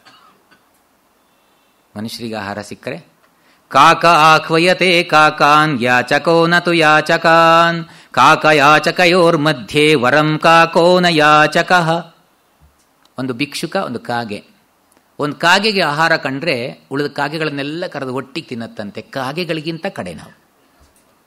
ಮನುಷ್ಯರಿಗೆ ಆಹಾರ ಸಿಕ್ಕರೆ ಗಬಕ್ಕನ್ ತಿಂದ್ಕೊಳ್ಳೋದು, ಮೀಟಿಂಗ್ ಕರೆದು ನನಗೆ ಇಷ್ಟು ಸಿಕ್ತು ತಿಂದುಬಿಟ್ಟೆ ಅಂತ ಹೇಳೋದು, ಹೊಟ್ಟೆ ಒರೆಸೋದು ಬೇರೆಯವರನ್ನ. ಕಾಗೆಯೇ ಶ್ರೇಷ್ಠ ಅಂತ ಹೇಳ್ತಾರೆ. ಹಂಚಿಕೊಂಡು ತಿನ್ನುವುದನ್ನ ಇರುವೆಗಳಿಂದ ಕಲಿಬೇಕು ನಾವು. ಹಾಗೆ ಬಿಟ್ಟ, ಮನುಷ್ಯರು ಇಷ್ಟ ಆಗಿದಾರಲ್ಲ ಅಂತ. ಆಮೇಲೆ ಮತ್ತೊಂದು ಡೌಟ್ ಬಂತಂತೆ. ಮತ್ತೆ ಇರುವೆ ತಗೊಂಡ ಕೇಳಿದೆ ಸಾಲಾಗಿ ಹೋಗ್ತಾ ಇದ್ರು, ಹಂಚ್ಕೊಂಡು ತಿಂತೀವಿ ಅಂತ ನಿಮ್ಮವರು ಹೇಳಿದ್ರು. ನನಗೆ ಇನ್ನೊಂದು ಸಂಶಯ ಬಂದಿದೆ, ಅಲ್ಲಿದ್ದವರೇ ಹಂಚ್ಕೊಂಡು ತಿಂದು ನಿನಗೆ ಮೋಸ ಮಾಡಿದ್ರೆ ನೀನೇನ್ ಮಾಡ್ತೀಯ? ಹೋಗೇನು ಪ್ರಯೋಜನ ಆಯ್ತು ಅಂತ ಇರುವೆಗೆ ಕೇಳಿದ್ನಂತೆ. ಆ ಇರುವೆ ಹೇಳ್ತಂತೆ ತಕ್ಷಣ, ಮೋಸ ಅಂದ್ರೆ ಏನು ಮಾಮ ಅಂತ. ಇರುವೆಗಳ ಸಾಮ್ರಾಜ್ಯದಲ್ಲಿ ಮೋಸ ಗೊತ್ತಿಲ್ಲ. ಮನುಷ್ಯನೇ ಎಲ್ಲ ತುಂಬ ದುರ್ಬುದ್ಧಿಗಳ ಆಗರಾಗಿಬಿಟ್ಟಿದ್ದಾನೆ. ಪರಿಸರವನ್ನು ರಕ್ಷಿಸಬೇಕಾಗಿದ್ದವ ಪರಿಸರವನ್ನು ಸ್ವಾರ್ಥಕ್ಕಾಗಿ ಭಕ್ಷಣೆ ಮಾಡ್ತಿದ್ದಾನೆ. ಇನ್ನು ಹಾಗಾಯ್ತು ಹೀಗಾಯ್ತು, ದೂರಿಗೆ ಯಾರಿಗೆ ದೂರದು? ಡಿ ವಿ ಜಿ ಎಷ್ಟು ಚೆನ್ನಾಗಿ ಹೇಳ್ತಾರೆ, ಬರುವೆಲ್ಲ ಬೇನೆಗಂ ಮದ್ದನಾರಿರಿಸಿಹರು ನರರ ಕೀರ್ತನಕ್ಕೆಲ್ಲ ಪರಿಹಾರವೆಂತೂ ಕಿರಿದು ಪಲ್ಲನು ತಾಳಿಕೊಳ್ಳಲೇಬೇಕಷ್ಟಿಷ್ಟು ಧರೆಯಂತರುಷ್ಣವನು ಮಂಕುತಿಮ್ಮ. ನಾವೆಲ್ಲ ಎಷ್ಟೇ ಹೆಣಗಾಡಿದ್ರು ಪ್ರಕೃತಿ ಮುಂದೆ ನಾವೇನೂ ಅಲ್ಲ. ಬರುವೆಲ್ಲ ಬೇನೆಗಂ ಮದ್ದನಾರಿರಿಸಿಹರು, ಎಲ್ಲಾ ಕಾಯಿಲೆಗಳು ಒಂದೇ ಹೊಸ ಹೊಸ ಕಾಯಿಲೆಗಳು ಬರ್ತಾ ಇದಾವಲ್ಲ, ಆ ಕಾಯಿಲೆ ಬರುವ ಕಾಯಿಲೆಗಳೆಲ್ಲ ಯಾರು ಮದ್ದು ಕಂಡು ಹಿಡಿದು ರೆಡಿ ಮಾಡಿ ಇಟ್ಟುಕೊಂಡಿದ್ದಾರೆ? ನರರ ಕೀಳ್ತನಕ್ಕೆಲ್ಲ ಪರಿಹಾರವೆಂತೂ, ಮನುಷ್ಯನ ಕೀಳ್ತನ, ಸೃಷ್ಟಿ ಹಾಳಾಗ್ತಾ ಇದೆ, ಪ್ರಕೃತಿ ಎಷ್ಟು ಮಲಿನವಾಗ್ತಾ ಇದೆ. ಮನುಷ್ಯ ಹಾನಿ ಮಾಡಿದಷ್ಟು ಇನ್ಯಾವುದೇ ಮೃಗಗಳು ಪಕ್ಷಿಗಳು ಹಾನಿ ಮಾಡಲ್ಲ. ಕಾಡಿನಲ್ಲಿ ಲಕ್ಷಾಂತರ ಪಕ್ಷಿಗಳು ಪ್ರಾಣಿಗಳು ವಾಸ ಮಾಡ್ತವೆ, ಎಲ್ಲೂ ಗೊಬ್ಬ ವಾಸನೆ ಬರಲ್ಲ. 3 ದಿವಸ 3 ಫ್ಯಾಮಿಲಿ ಒಟ್ಟಾಗಿ ಒಂದು ಕಡೆ ಇದ್ದು ಬಿಟ್ರೆ ಮೂಗು ಇಟ್ಕೊಂಡು 3 ನಿಮಿಷ ಅಲ್ಲಿ ಕೂತ್ಕೊಳ್ಳೋಕ್ಕಾಗಲ್ಲ, ಅಷ್ಟು ಗೊಬ್ಬೆಸ್ಬಿಡ್ತಾನೆ. ಆ ಪರಿಸರವನ್ನು ರಕ್ಷಣೆ ಮಾಡಬೇಕಂತ ಇದುವೇ ಇಲ್ಲ. ಯಾವಾಗ ಆ ಪ್ರಾಣಿಗಳಿಗಿದ್ದ ಯೋಗ್ಯತೆ ಮನುಷ್ಯನಿಗಿಲ್ಲ. ತರ ಎಮ್ಮೆ ತರ ಈ ಕುರಿಗಳಿಗೆ ಏನಾದ್ರು ನೀರು ಕುಡಿಬೇಕು ಅಂದ್ರೆ 4 ಕಾಲು ಮೇಲಿಟ್ಕೊಂಡು ಕುಡಿತಾವಂತೆ, ಅವು ನೀರಿಗೆ ಹಾನಿ ಮಾಡಲ್ಲ. ಎತ್ತುಗಳನ್ನು ನೀರಿಗೆ ಇಳಿಸಿದ್ರೆ 2 ಕಾಲು ನೀರಿಗೆ ಇಟ್ಕೊಂಡು 2 ಕಾಲು ಮೇಲೆ ಇಟ್ಕೊಂಡು ಕುಡ್ಕೊಂಡು ಹೋಗ್ತಾವಂತೆ. ಎಮ್ಮೆಗಳನ್ನು ನೀರಿಗೆ ಇಳಿಸಿದ್ರೆ ಮದ್ದಿದ್ದಕ್ಕೆ ಹೋಗಿ ಜಾಡ್ಸಿ ಕೆಸರು ಮಾಡ್ಕೊಂಡು ಅದನ್ನು ಕುಡ್ಕೊಂಡು ಹೋಗೋದು. ಎಮ್ಮೆಗಳಾಗಬಾರ್ದು, ಕುರಿಗಳಾಗಬೇಕು. ಆ ಪ್ರಕೃತಿಯನ್ನು ಎಷ್ಟು ರಕ್ಷಣೆ ಮಾಡಿರ್ತಿದ್ದಾವೆ. ಮನುಷ್ಯನಿಂದಲೇ ಹಾನಿ ಆಗೋದು, ಅದರಿಂದ ಮನುಷ್ಯನಿಗೆ ಬೋಧ ಆಗಬೇಕು. ಅದಕ್ಕೆ ಬರುವೆಲ್ಲ ಬೇನೆಗಂ ಮದ್ದನಾರಿಸಿಹರು ನರರ ಕೀಳ್ತನಕ್ಕೆಲ್ಲ ಪರಿಹಾರವೆಂತು. ಮನುಷ್ಯನ ಕೀಳ್ತನಕ್ಕೆ ಪರಿಹಾರ ಏನಿದೆ? ಯಾರನ್ನೂ ದೂರ ಆಗಿಲ್ಲ. ನೋಡಿ, ಒಂದು ರೋಗ ಬಂತು, ಕಷ್ಟಪಟ್ಟು ಮನುಷ್ಯ ಕಂಡಿಡಿತಾ ಇದ್ದಾನೆ. ಕಂಡಿಡಲಿಲ್ಲ ಇನ್ನು, ಕೆಲವುದಕ್ಕೆ ಇನ್ನು ತೀರ್ಮಾನ ಆಗಲಿಲ್ಲ. ಕಂಡಿಡಿದ ಅಂದ ತಕ್ಷಣ ಪ್ರಕೃತಿ ಇನ್ನೊಂದು ರೋಗವನ್ನ ಬಿಡುಗಡೆ ಮಾಡುತ್ತೆ. ಏನೋ ಚಿಕನ್ ಗುನ್ಯ, ಡೆಂಗ್ಯೂ, ಇನ್ಯಾವುದೋ ಇದೆಯಲ್ಲ. ಚಿಕನ್ ಗುನ್ಯಕ್ಕೆ ಕಂಡಿಡ್ದ, ಅದು ಇನ್ನೂ ಆಗಿಲ್ಲ, ಚಿಕನ್ ಗುನ್ಯದ ಎಫೆಕ್ಟ್ ಇನ್ನೂ ಹೋಗಿಲ್ಲ, ಕಂಡಿಡಿದಿಲ್ಲ, ಸರಿಯಾದ ಮೆಡಿಸಿನ್ ಇಲ್ಲ. ಅದು ಪೂರ್ತಿ ಮೆಡಿಸಿನ್ ಬಂತು ಅಂದ್ರೆ ಪ್ರಕೃತಿ ಇನ್ನೊಂದು ಗುನ್ಯ ಬಿಡುಗಡೆ ಮಾಡುತ್ತೆ. ಅದು ಟೊಮೊಟೊ ಗುನ್ಯನೂ ಆಗ್ಬೋದು, ಕುಂಬಳಕಾಯಿ ಗುನ್ಯನೂ ಆಗ್ಬೋದು. ಆದ್ರೆ ಇದನ್ನು ಯಾರಿಗೆ ಕೇಳೋರು ಇದೀವಿ ನಾವು? ಯಾರನ್ನು ಕೇಳಲಿಕ್ಕುಂಟು? ಬರುವೆಲ್ಲ ಬೇನೆಗಂ ಮದ್ದನಾರಿರಿಸಿಹರು ನರರ ಕೀಳ್ತನಕ್ಕೆಲ್ಲ ಪರಿಹಾರವೆಂತೂ ಕಿರಿದು ಪಲ್ಲನು ತಾಳಿಕೊಳ್ಳಲೇಬೇಕಷ್ಟಿಷ್ಟು ಧರೆಯಂತರುಷ್ಣವನು ಮಂಕುತಿಮ್ಮ. ಭೂಮಿಯಲ್ಲಿ ಉಷ್ಣತೆ ಜಾಸ್ತಿ ಆಯಿತು, ಯಾರಿಗೆ ದೂರದು? 45-50 ಡಿಗ್ರಿ ಆಯಿತು ಅಂದರೆ ಯಾವ ಮುಖ್ಯಮಂತ್ರಿಗೆ ಅಪ್ಲಿಕೇಶನ್ ಕೊಟ್ಟರು ಸರಿ ಮಾಡೋಕ್ಕಾಗಲ್ಲ. ಸರಿ ಮಾಡಬೇಕಾಗಿತ್ತು ಎಂದೋ ನಾವು ಬಿಟ್ಕೊಂಡು ಕೂತ್ಕೊಂಡಿದ್ದೀವಿ. ಇನ್ನೇನಾದರೂ ಪ್ರಕೃತಿ ಮುನಿದ್ರೆ ಯಾರೂ ನಿಂತ್ಕೊಳ್ಳೋಕ್ಕಾಗಲ್ಲ. ಆ ಮಟ್ಟಕ್ಕೆ ವಿಕೋಪಕ್ಕೆ ಹೋಗ್ತದೆ. ನಮ್ಗೆ ಎಚ್ಚರ ಇಲ್ಲ. ಭಗವಂತ ಸೃಷ್ಟಿ ಮಾಡಬೇಕಾದ್ರೆ ವನಸ್ಪತಿಯನ್ನು ಸೃಷ್ಟಿ ಮಾಡಿದ್ನಂತೆ ಮೊದಲು, ಆಮೇಲೆ ಜೀವಿಗಳನ್ನು ಸೃಷ್ಟಿ ಮಾಡ್ದ. ಜೀವಿಗಳಿಗೆ ಪುಷ್ಟಿಗೆ ವನಸ್ಪತಿ ಬೇಕು ಅಂತ ನಾವು ವನಸ್ಪತಿಯನ್ನೇ ಒಂದು ಕಡೆಯಿಂದ ನಿರ್ನಾಮ ಮಾಡ್ತಾ ಇದ್ದೀವಿ. ಇವತ್ತು ಎಲ್ಲಿ ನೋಡಿದ್ರೂ ವಿಷ, ನಾವು ತಿಂದಿರೋದು ವಿಷ. ಅನ್ನದಾತ ಈಗ ವಿಷದಾತ ಆಗಿದ್ದಾನೆ, ಅನಿವಾರ್ಯ. ತರಕಾರಿಗೆ ವಿಷ, ಹಣ್ಣಿಗೆ ವಿಷ, ನಾವು ತಿಂತಿರೋದು ನಮ್ಗೆ ಗೊತ್ತಿಲ್ಲದ ಹಾಗೆ ವಿಷ. ವಿಷ ಮಾಡಿದ್ಯಾರು? ನಾವೇ ಅಲ್ವಾ? ಆಸೆ. ಹಿಂದೆ ಕೃಷಿ ಕ್ಷೇತ್ರಕ್ಕೆ, ಮೆಡಿಕಲ್ ಕ್ಷೇತ್ರಕ್ಕೆ, ಮಾರಾಟ ಕ್ಷೇತ್ರಕ್ಕೆ ಒಂದು ಪೂಜ್ಯ ಭಾವ ಇತ್ತು. ಅನ್ಯಾಯ ಮಾಡಬಾರದು ಅಂತಿತ್ತು. ಇವಾಗ ಸ್ವಾರ್ಥ ಜಾಸ್ತಿಯಾಗಿ ಹಣವೇ ಮುಖ್ಯ. ಹಣ ಬರುತ್ತೆ ಅಂದರೆ ಎಷ್ಟು ಬೇಕಾದ್ರೂ ವಿಷ ಹಾಕ್ಕೊಡ್ತಾರೆ. ಮೊನ್ನೆ ಯಾರೋ ಹಳ್ಳಿಗೆ ಹೋಗಿದ್ದೆ, ಶುಂಠಿ ಬೆಳೆದಿದ್ದಾರೆ ಅವರು, ಪಾಪ ಅವ್ರು ಹೇಳಿದ್ರು, ನೀವು ಅವರಿಗಾಗಿ ಒಂದು ಸಪರೇಟಾಗಿ ಒಂದು ಭಾಗ ಮಾಡ್ಕೊಂಡು ಬೆಳ್ಕೊಂಡಿದ್ದಾರಂತೆ. ಈ ಗೊಬ್ಬರ ಎಲ್ಲ ಆರೈಕೆ ಮಾಡಿದ್ದಾರೆ. ಈ ಕೆಮಿಕಲ್ ಹಾಕಲಿಲ್ಲ, ವಿಷ ಹಾಕಲಿಲ್ಲ, ಅದು ಕಿರುಬೆರಳ ಥರ ಆಗಿಬಿಟ್ಟಿದೆ ಅಂತೆ. ನೋಡಿ, ಕಿರುಬೆರಳ ಥರ ಆಗಿದೆ, ಅದು ಒಪ್ಪಲ್ಲ ನಮ್ಮನ್ನ, ಅದು ನಮ್ಮನೆಗೆ ಅಂತ ಮಾಡ್ಕೊಂಡಿದ್ದೀವಿ. ಇದಕ್ಕೆಲ್ಲ ಮೂರ್ ದಿವಸಕ್ಕೆ ವಿಷ ಬೆರೆಸಿ ಆ ಕೆಮಿಕಲ್ ಹಾಕಿ ಎಷ್ಟು ಅಗಲ ಶುಂಠಿ ಬೆಳ್ಕೊಂಡಿದೆ. ಇದನ್ನು ಔಷಧಿಗೆ ಬಳಸ್ತಾರಂತೆ. ಯಾಕೆಂದ್ರೆ ನಾವು ಸಾಕಷ್ಟು ಔಷಧಿ ಬೆರೆಸಿಬಿಟ್ಟಿದ್ದೀವಿ ಅಂತ ಹೇಳ್ತಾ ಇದ್ರು. ಅನಿವಾರ್ಯ ಆಗ್ಬಿಟ್ಟಿದೆ ಈಗ. ಯಾರು ಇದನ್ನು ಪರಿಹಾರ ಮಾಡಬೇಕಾದವರಿಗೆ ಬುದ್ಧಿ ಇಲ್ಲ, ವಿವೇಕ ಇಲ್ಲವೇ ಇಲ್ಲ, ಈ ರಾಷ್ಟ್ರಪ್ರಜ್ಞೆ ಇಲ್ಲ ಅಂದರೆ ಮನುಷ್ಯ ಅವನ ಅವಸಾನವನ್ನು ಅವನೇ ಮಾಡ್ಕೋತಾನೆ. ಕಿರಿದು ಪಲ್ಲನ್ನು ತಾಳಿ ಕೊಳ್ಳಲೇಬೇಕಷ್ಟಿಷ್ಟು ಧರಯಂತ ರುಷ್ಣವನು ಮಂಕುತಿಮ್ಮ. ಭೂಮಿಯಲ್ಲಿ ಉಷ್ಣತೆ ಹೆಚ್ಚಾಯಿತು ಅಂದರೆ ಯಾರಿಗೂ ದೂರ ಆಗಿಲ್ಲ, ನಾವೇ ಅದನ್ನು ಸರಿ ಮಾಡ್ಕೋಬೇಕು. ಅದಕ್ಕೆ ಪ್ರಕೃತಿಯನ್ನು ರಕ್ಷಣೆ ಮಾಡು. ಇಷ್ಟು ಪ್ರಕೃತಿಯ ಬಗ್ಗೆ ಡಿ.ವಿ.ಜಿ ಎಂಥ ಅದ್ಭುತವಾಗಿ ಬರೆದಿದ್ದಾರೆ. ಎವ್ವೆಗಿಡದೆ ನೋಡು ಮರವು ಕರೆಯುವುದು ನಿನ್ನ, ಕಿವಿಯ ನಾನಿಸು ಕಲ್ಲು ಕಲ್ವಳಂ ಸ್ವಲ್ಲು, ಅವಧರಿಸು ಜೀವಮುಂ ಉಲಿವುದೊಂದುಲಿಯ, ಭುವನವೇ ಶಿವವಾರ್ತೆ ಮರುಳ ಮುನಿಯ. ಎವೆಗಿಡದೆ ನೋಡು ಮರವು ಕರೆಯುವುದು ನಿನ್ನ. ಕಣ್ಣನ್ನ ಎವೆ ಕಡದೆ ನೋಡಿದರೆ, ಎವೆ ಇಕ್ಕದೆ ನೋಡಿದರೆ ಪ್ರತಿ ಮರ ನಮ್ಮನ್ನು ಕರೆಯುತ್ತಂತೆ. ಮರದ ಭಾಷೆ ಗೊತ್ತಿರಬೇಕಲ್ಲ ನಾವು. ವಿಜ್ಞಾನಿಗಳೆಲ್ಲ ಈಗ ಅನ್ವೇಷಣೆ ಮಾಡಿದ್ದಾರೆ. ಪ್ರೀತಿಯಿಂದ ಮರದ ಹೋದರೆ ಅದಕ್ಕೆ ತುಂಬ ಅರಳುತ್ತಂತೆ, ಕತ್ತಿ ಹಿಡ್ಕೊಂಡು ಹೋದರೆ ಹೆದರುತ್ತಂತೆ. ನಮಗದು ಅರ್ಥ ಆಗಲ್ವಲ್ಲ, ಪ್ರೀತಿ ಗೊತ್ತಿಲ್ಲ. ನೋಡಿ, ಕಾವ್ಯಗಳಲ್ಲಿ ಎಷ್ಟೆಲ್ಲ ಚಂದಾಗಿ ತಂದಿದ್ದಾರೆ ಕಣ್ವ ಮಹರ್ಷಿಗಳು. ಅಭಿಜ್ಞಾನ ಶಾಕುಂತಲೆ ಬರುತ್ತೆ. ಶಕುಂತಲೆ ಆಶ್ರಮದ ಸುತ್ತ ಗಿಡಮರಗಳನ್ನು ಅಷ್ಟು ಪ್ರೀತಿಯಿಂದ ಸಾಕಿದ್ಲಂತೆ. ದುಷ್ಯಂತನ ಮಹಾರಾಜನ ಆಸ್ಥಾನಕ್ಕೆ ಕಳಿಸ್ಕೊಡ್ಬೇಕಾಗಿದೆ, ಒಂದೊಂದೇ ಗಿಡ ಮಾತಾಡ್ಸ್ಕೊಂಡು ಹೊರಟಿದ್ದಾಳೆ ಅವಳು. ಮಲ್ಲಿಗೆ ಮಾತಾಡ್ಸಿದ್ಲು. ಮಲ್ಲಿಗೆ ಮಾತಾಡ್ಸ್ಕೊಳ್ಬೇಕಾದ್ರೆ ಮುಂದೆ ಹೋಗ್ಬೇಕಾದ್ರೆ ಜಾಜಿ ಪುಷ್ಪ ಹಿಂದೆತ್ತಂತೆ, ಸೆರಗಿ ಅಂಟಿಸ್ಕೊಂಡ್ಬಿಡ್ತಂತೆ. ಏನೋ ನಿನ್ನ ಮಾತಾಡ್ಸಲಿಲ್ಲ, ಬೇಜಾರ, ಬರ್ತೀನಿ ಇರು ಅಂತ ಎಷ್ಟು ಚೆನ್ನಾಗಿ ಆ ಗಿಡಗಳ ಹತ್ರ ಮಾತಾಡ್ತಾಳೆ. ಎಷ್ಟು ಅದ್ಭುತ ಅದು. ಆ ರೀತಿಯ ಪ್ರೀತಿ ವನಸ್ಪತಿಯ ಮೇಲೆ ನಮಗೆ ಬರಬೇಕು. ಬರಲಿಲ್ಲ ಅಂದರೆ ನೋಡಿ ಎಷ್ಟು ಚೆನ್ನಾಗಿ ಹೇಳ್ತಾರೆ. ಎವೆ ಇರದೆ ನೋಡು ಮರವು ಕರೆಯುವುದು ನಿನ್ನ, ಕಿವಿಯ ನಾನಿಸು ಕಲ್ಲು ಕಲ್ವಳಂ ಸೊಲ್ಲು. ಕಿವಿ ಕೊಟ್ಟು ಕೇಳಿದರೆ ಕಲ್ಲಿಂದಲೂ ಒಳ್ಳೆಯ ಸೌಂಡ್, ಓಂಕಾರ ನಾದ ಬರುತ್ತಂತೆ. ಕಲ್ಲು ಕಲ್ಲೊಳಂ ಸೊಲ್ಲು, ಯಾಕೆಂದ್ರೆ ಎಲ್ಲವೂ ಭಗವಂತನ ಪ್ರತಿರೂಪ. ಅದು ಓಂಕಾರ ಸ್ವರೂಪ ಭಗವಂತ. ಅದರಿಂದ ಎಲ್ಲ ಕಡೆನೂ ನಾದ ಸಿಗುತ್ತೆ ನಮಗೆ. ಕಲ್ಲು ಕಲ್ಲೊಳಂ ಸಲ್ಲು, ಅವಧರಿಸು ಜೀವಂ ಉಲಿವುದೊಂದುಲಿಯ. ಪ್ರತಿಯೊಂದು ಜೀವವು ಕೂಡ ಒಂದಲ್ಲ ಒಂದು ಮಾತನ್ನು ಆಡ್ತಾ ಇರುತ್ತಂತೆ. ಗಮನವಿಟ್ಟು ಕೇಳು, ಅರ್ಥ ಮಾಡೋಕ್ಕೆ ನೀನು ಪ್ರಯತ್ನ ಮಾಡ್ಕೋ. ಹಾಗೆ ಅರ್ಥ ಮಾಡ್ಕೊಂಡ್ಯೋ, ಭುವನವೇ ಶಿವವಾರ್ತೆ, ಇಡೀ ಪ್ರಪಂಚವೇ ಶಿವನ ಸಂದೇಶವನ್ನು ಕೊಡೋದಾಗತ್ತೆ. ನಿನ್ನ ದೃಷ್ಟಿ ನಿರ್ಮಲವಾಗಿರಬೇಕು, ನಿನ್ನ ಮನಸ್ಸು ಪರಿಶುದ್ಧವಾಗಿರಬೇಕು. ಆಗ ಪ್ರಕೃತಿಯೂ ನಿನ್ನ ಜೊತೆಗೆ ಸೇರ್ಕೊಳ್ಳುತ್ತೆ. ಆ ಪ್ರಕೃತಿಯ, ಅದಕ್ಕೆ ಮರವನ್ನು ಬೆಳೆಸಬೇಕಾದ್ರೆ ಎಷ್ಟು ಚೆನ್ನಾಗಿ ಹೇಳ್ತಾರೆ. ಮರವ ನೀನರಿಯುವಡೆ ಬುಡವ ಕೀಳಲು ಬೇಡ, ಮರವ ನೀನರಿಯುವಡೆ ಬುಡವ ಕೀಳಲು ಬೇಡ, ತರಿಯಬೇಡ ಎಲೆ ಕಡ್ಡಿಗಳ ಪರೀಕ್ಷಣಕ್ಕೆ.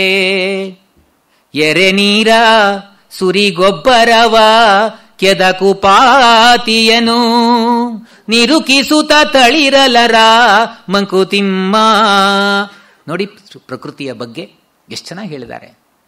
ಮರವ ನೀನರಿಯುವಡೆ, ಒಂದು ಮರವನ್ನು ಅರ್ಥ ಮಾಡ್ಕೋಬೇಕು, ಒಂದು ಗಿಡ ಯಾವ ಜಾತಿಗೆ ಸೇರಿದ್ದು ಅರ್ಥ ಮಾಡಬೇಕಾದ್ರೆ ಬುಡವ ಕೀಳಲು ಬೇಡ.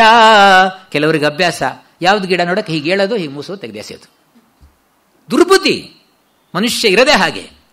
ಅದಕ್ಕೆ ಎಷ್ಟು ಚೆನ್ನಾಗಿ ಹೇಳ್ತಾರೆ. ಮರವ ನೀನರಿಯುವಡೆ ಬುಡವ ಕೀಳಲು ಬೇಡ. ಮರವನ್ನು ನೀನು ಅರ್ಥ ಮಾಡ್ಕೋಬೇಕಾ, ಗಿಡವನ್ನು ಅರ್ಥ ಮಾಡ್ಕೋಬೇಕಾ, ಬುಡ ಕೀಳ್ಬೇಡ. ತರಿಯಬೇಡ ಎಲೆ ಕಡ್ಡಿಗಳ ಪರೀಕ್ಷಣಕ್ಕೆ. ಎಷ್ಟು ಚೆನ್ನಾಗಿ ಅಬ್ಸರ್ವ್ ಮಾಡಿದಾರಲ್ವಾ ಡಿ.ವಿ.ಜಿ. ಕೆಲವರು ಪಾರ್ಕಲ್ಲಿ ವಾಕಿಂಗ್ ಹೋಗ್ತಿರ್ತಾರೆ, ನಾನೇ ನೋಡಿದ್ದು. ದುರ್ಬುದ್ಧಿ ಇರುತ್ತೆ, ಆ ಕಡೆ ಈ ಕಡೆ ಹೋಗಿ ಹಾಡು ಹೇಳ್ತಾ ಏನೋ ಮಾಡ್ಕೊಂಡು ಓಲಾಡ್ತಾ ಅಲ್ಲಿ ಮರದಲ್ಲಿ ಎಲೆ ಇರ್ತಾರೆ, ಈ ತರಿಯೋದು ತೆಗೆದೆಸಿತಾ ಹೋಗ್ತಾ ಇರೋದು. ಹೋದಲ್ಲೆಲ್ಲ ಎಲೆಗಳನ್ನು ತರ್ದು ಹಾಕಿ ಹೋಗ್ತಿರ್ತಾರೆ. ಅವ್ರು ಏನು ಸಿಗುತ್ತಾ ಗೊತ್ತಿಲ್ಲ, ಅಭ್ಯಾಸ. ಕೈಯಲ್ಲಿ ಕತ್ತಿ ಇದ್ರೆ ಹಾಗೆ ಎಲ್ಲ ಗಿಡಗಳನ್ನು ಕಡಿತಾ ಹೋಗೋದು. ತರಿಯಬೇಡ ಎಲೆ ಕಡ್ಡಿಗಳ ಪರೀಕ್ಷಣಕ್ಕೆ. ಪರೀಕ್ಷೆ ಮಾಡಬೇಕು ಅಂತ ತರಿಬೇಡ ಎಲೆನ, ಕಡ್ಡಿ ಮುರಿಬೇಡ. ಮತ್ತೇನ್ ಮಾಡು ಅಂತ ಹೇಳ್ತಾರೆ ನೋಡಿ. ಎರೆ ನೀರ ಸುರಿ ಗೊಬ್ಬರವ, ಎರೆ ನೀರ ಸುರಿ ಗೊಬ್ಬರವ ಕೆದಕು ಪಾತಿಯನು. ಮರನ ಅರ್ಥ ಮಾಡಬೇಕಾ, ಗಿಡವನ್ನು ಅರ್ಥ ಮಾಡ್ಕೋಬೇಕಾ? ನೀರು ಹಾಕು, ಗೊಬ್ಬರ ಹಾಕು, ಪಾತಿ ಕಟ್ಟು, ನಿರೀಕ್ಷೆ ಮಾಡ್ತಾ ಕೂತ್ಕೋ. ಅದು ಚಿಗುರುವವರೆಗೆ, ಅದು ಹೂ ಬಿಡುವವರೆಗೆ, ಅದು ಹಣ್ಣು ಕೊಡುವವರೆಗೆ. ಚಿಗುರಿದಾಗ ಗೊತ್ತಾಗುತ್ತೆ ಕೆಲವು ಮರಗಳು ಯಾವುದು ಅಂತ. ಗೊತ್ತಾಗ್ಲಿಲ್ವೋ? ಹೂ ಬಿಟ್ಟಾಗ ಗೊತ್ತಾಗತ್ತೆ. ಹೂ ಬಿಟ್ಟಾಗ್ಲೂ ಗೊತ್ತಾಗ್ಲಿಲ್ವೋ? ಹಣ್ಣು ಬಿಟ್ಟಾಗ ಗೊತ್ತಾಗಿ ಆಗುತ್ತೆ. ಅಲ್ಲಿವರೆಗೆ ನಿರೀಕ್ಷಿಸು. ಮರವನ್ನು ಗಿಡ ಮರಗಳನ್ನು ಪ್ರೀತಿಸು. ಯದ್ವಾ ತದ್ವಾ ನಡ್ಕೋಬೇಡ ಪ್ರಕೃತಿಯ ಕಡೆಗೆ. ಪ್ರಕೃತಿಯಿಂದಲೇ ನಾವು ಎಚ್ಚರ ಇರಬೇಕು. ಹಾಗಾಗಿ ಈ ಶಿಸ್ತು ನಮ್ಮಲ್ಲಿ ಇರಬೇಕು. 2 ಕೋಣೆಗಳ ನೀ ಮಾಡು ಮನದಾಲಯದಿ, ಹೊರ ಕೋಣೆಯಲ್ಲಿ ಲೋಗರಾಟಗಳ ನಾಡು. ವಿರಮಿಸೊಬ್ಬನೆ ಮೌನದೊಳ್ ಒಳಮನೆಯ ಶಾಂತಿಯಲಿ, ವರಯೋಗ ಸೂತ್ರವದು ಮಂಕುತಿಮ್ಮ. ಒಳಮನೆಯಲ್ಲಿ ಯಾರಿಗೂ ಸೇರಿಸ್ಕೋಬೇಡ, ಅದು ವರಯೋಗ ಸೂತ್ರ. ಒಳಮನೆ ಪರಿಶುದ್ಧವಾದ ಮನೆ ಆಗಬೇಕು. ಮನೆಯ ಸಂಸಾರದಲ್ಲಿ ವಾಸವಿರುತ್ತಾಗಾಗ, ನೆನೆದು ನೀಂದೆಗುಲಕ್ಕೆ ಹೋಗಿ ಬರುವಂತೆ, ದಿನವೆಲ್ಲ ದೇವ ಸನ್ನಿಧಿಯೊಳಿರುತ್ತಾಗಾಗ, ಮನೆಗೆ ಬರುವನವಲಿರೋ ಮಂಕುತಿಮ್ಮ. ದೇವಸ್ಥಾನಕ್ಕೆ ಹೋಗ್ತೇವಲ್ಲ, ಡಿ.ವಿ.ಜಿ ಎಷ್ಟು ಚೆನ್ನಾಗಿ ಹೇಳ್ತಾರೆ ನೋಡಿ.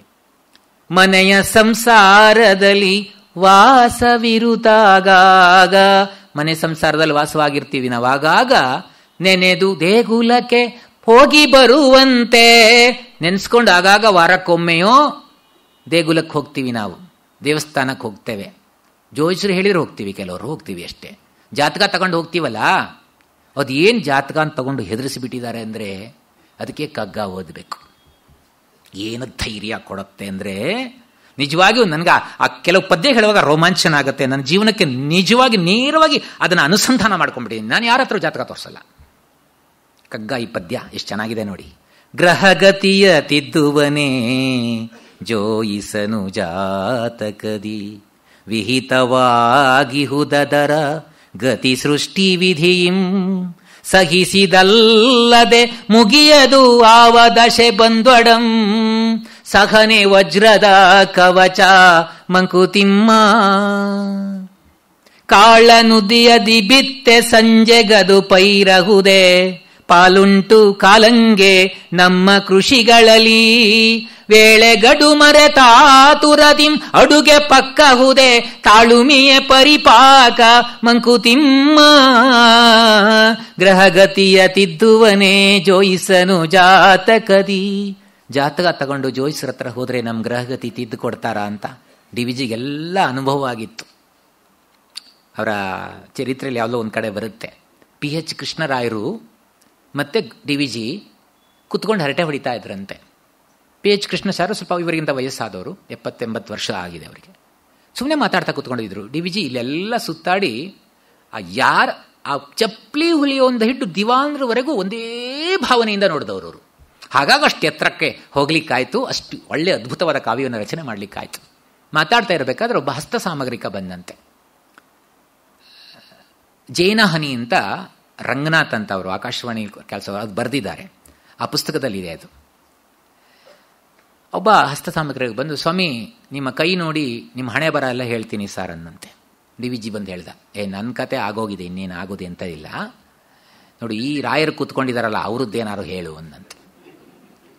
ಕೈ ನೋಡ್ದ, ನೋಡ್ಕೊಂಡು ಒಂದೊಂದೇ ಹೇಳ್ತಾ ಇದ್ದಾನೆ, ಸ್ವಾಮಿ ಇವರು ಮಹಾ ದೊಡ್ಡ ಮನುಷ್ಯರಾಗಿದ್ರು ಅಂದ್ರಂತೆ. ಮುಂದೆ ಹೇಳು ಅಂದ್ರಂತೆ.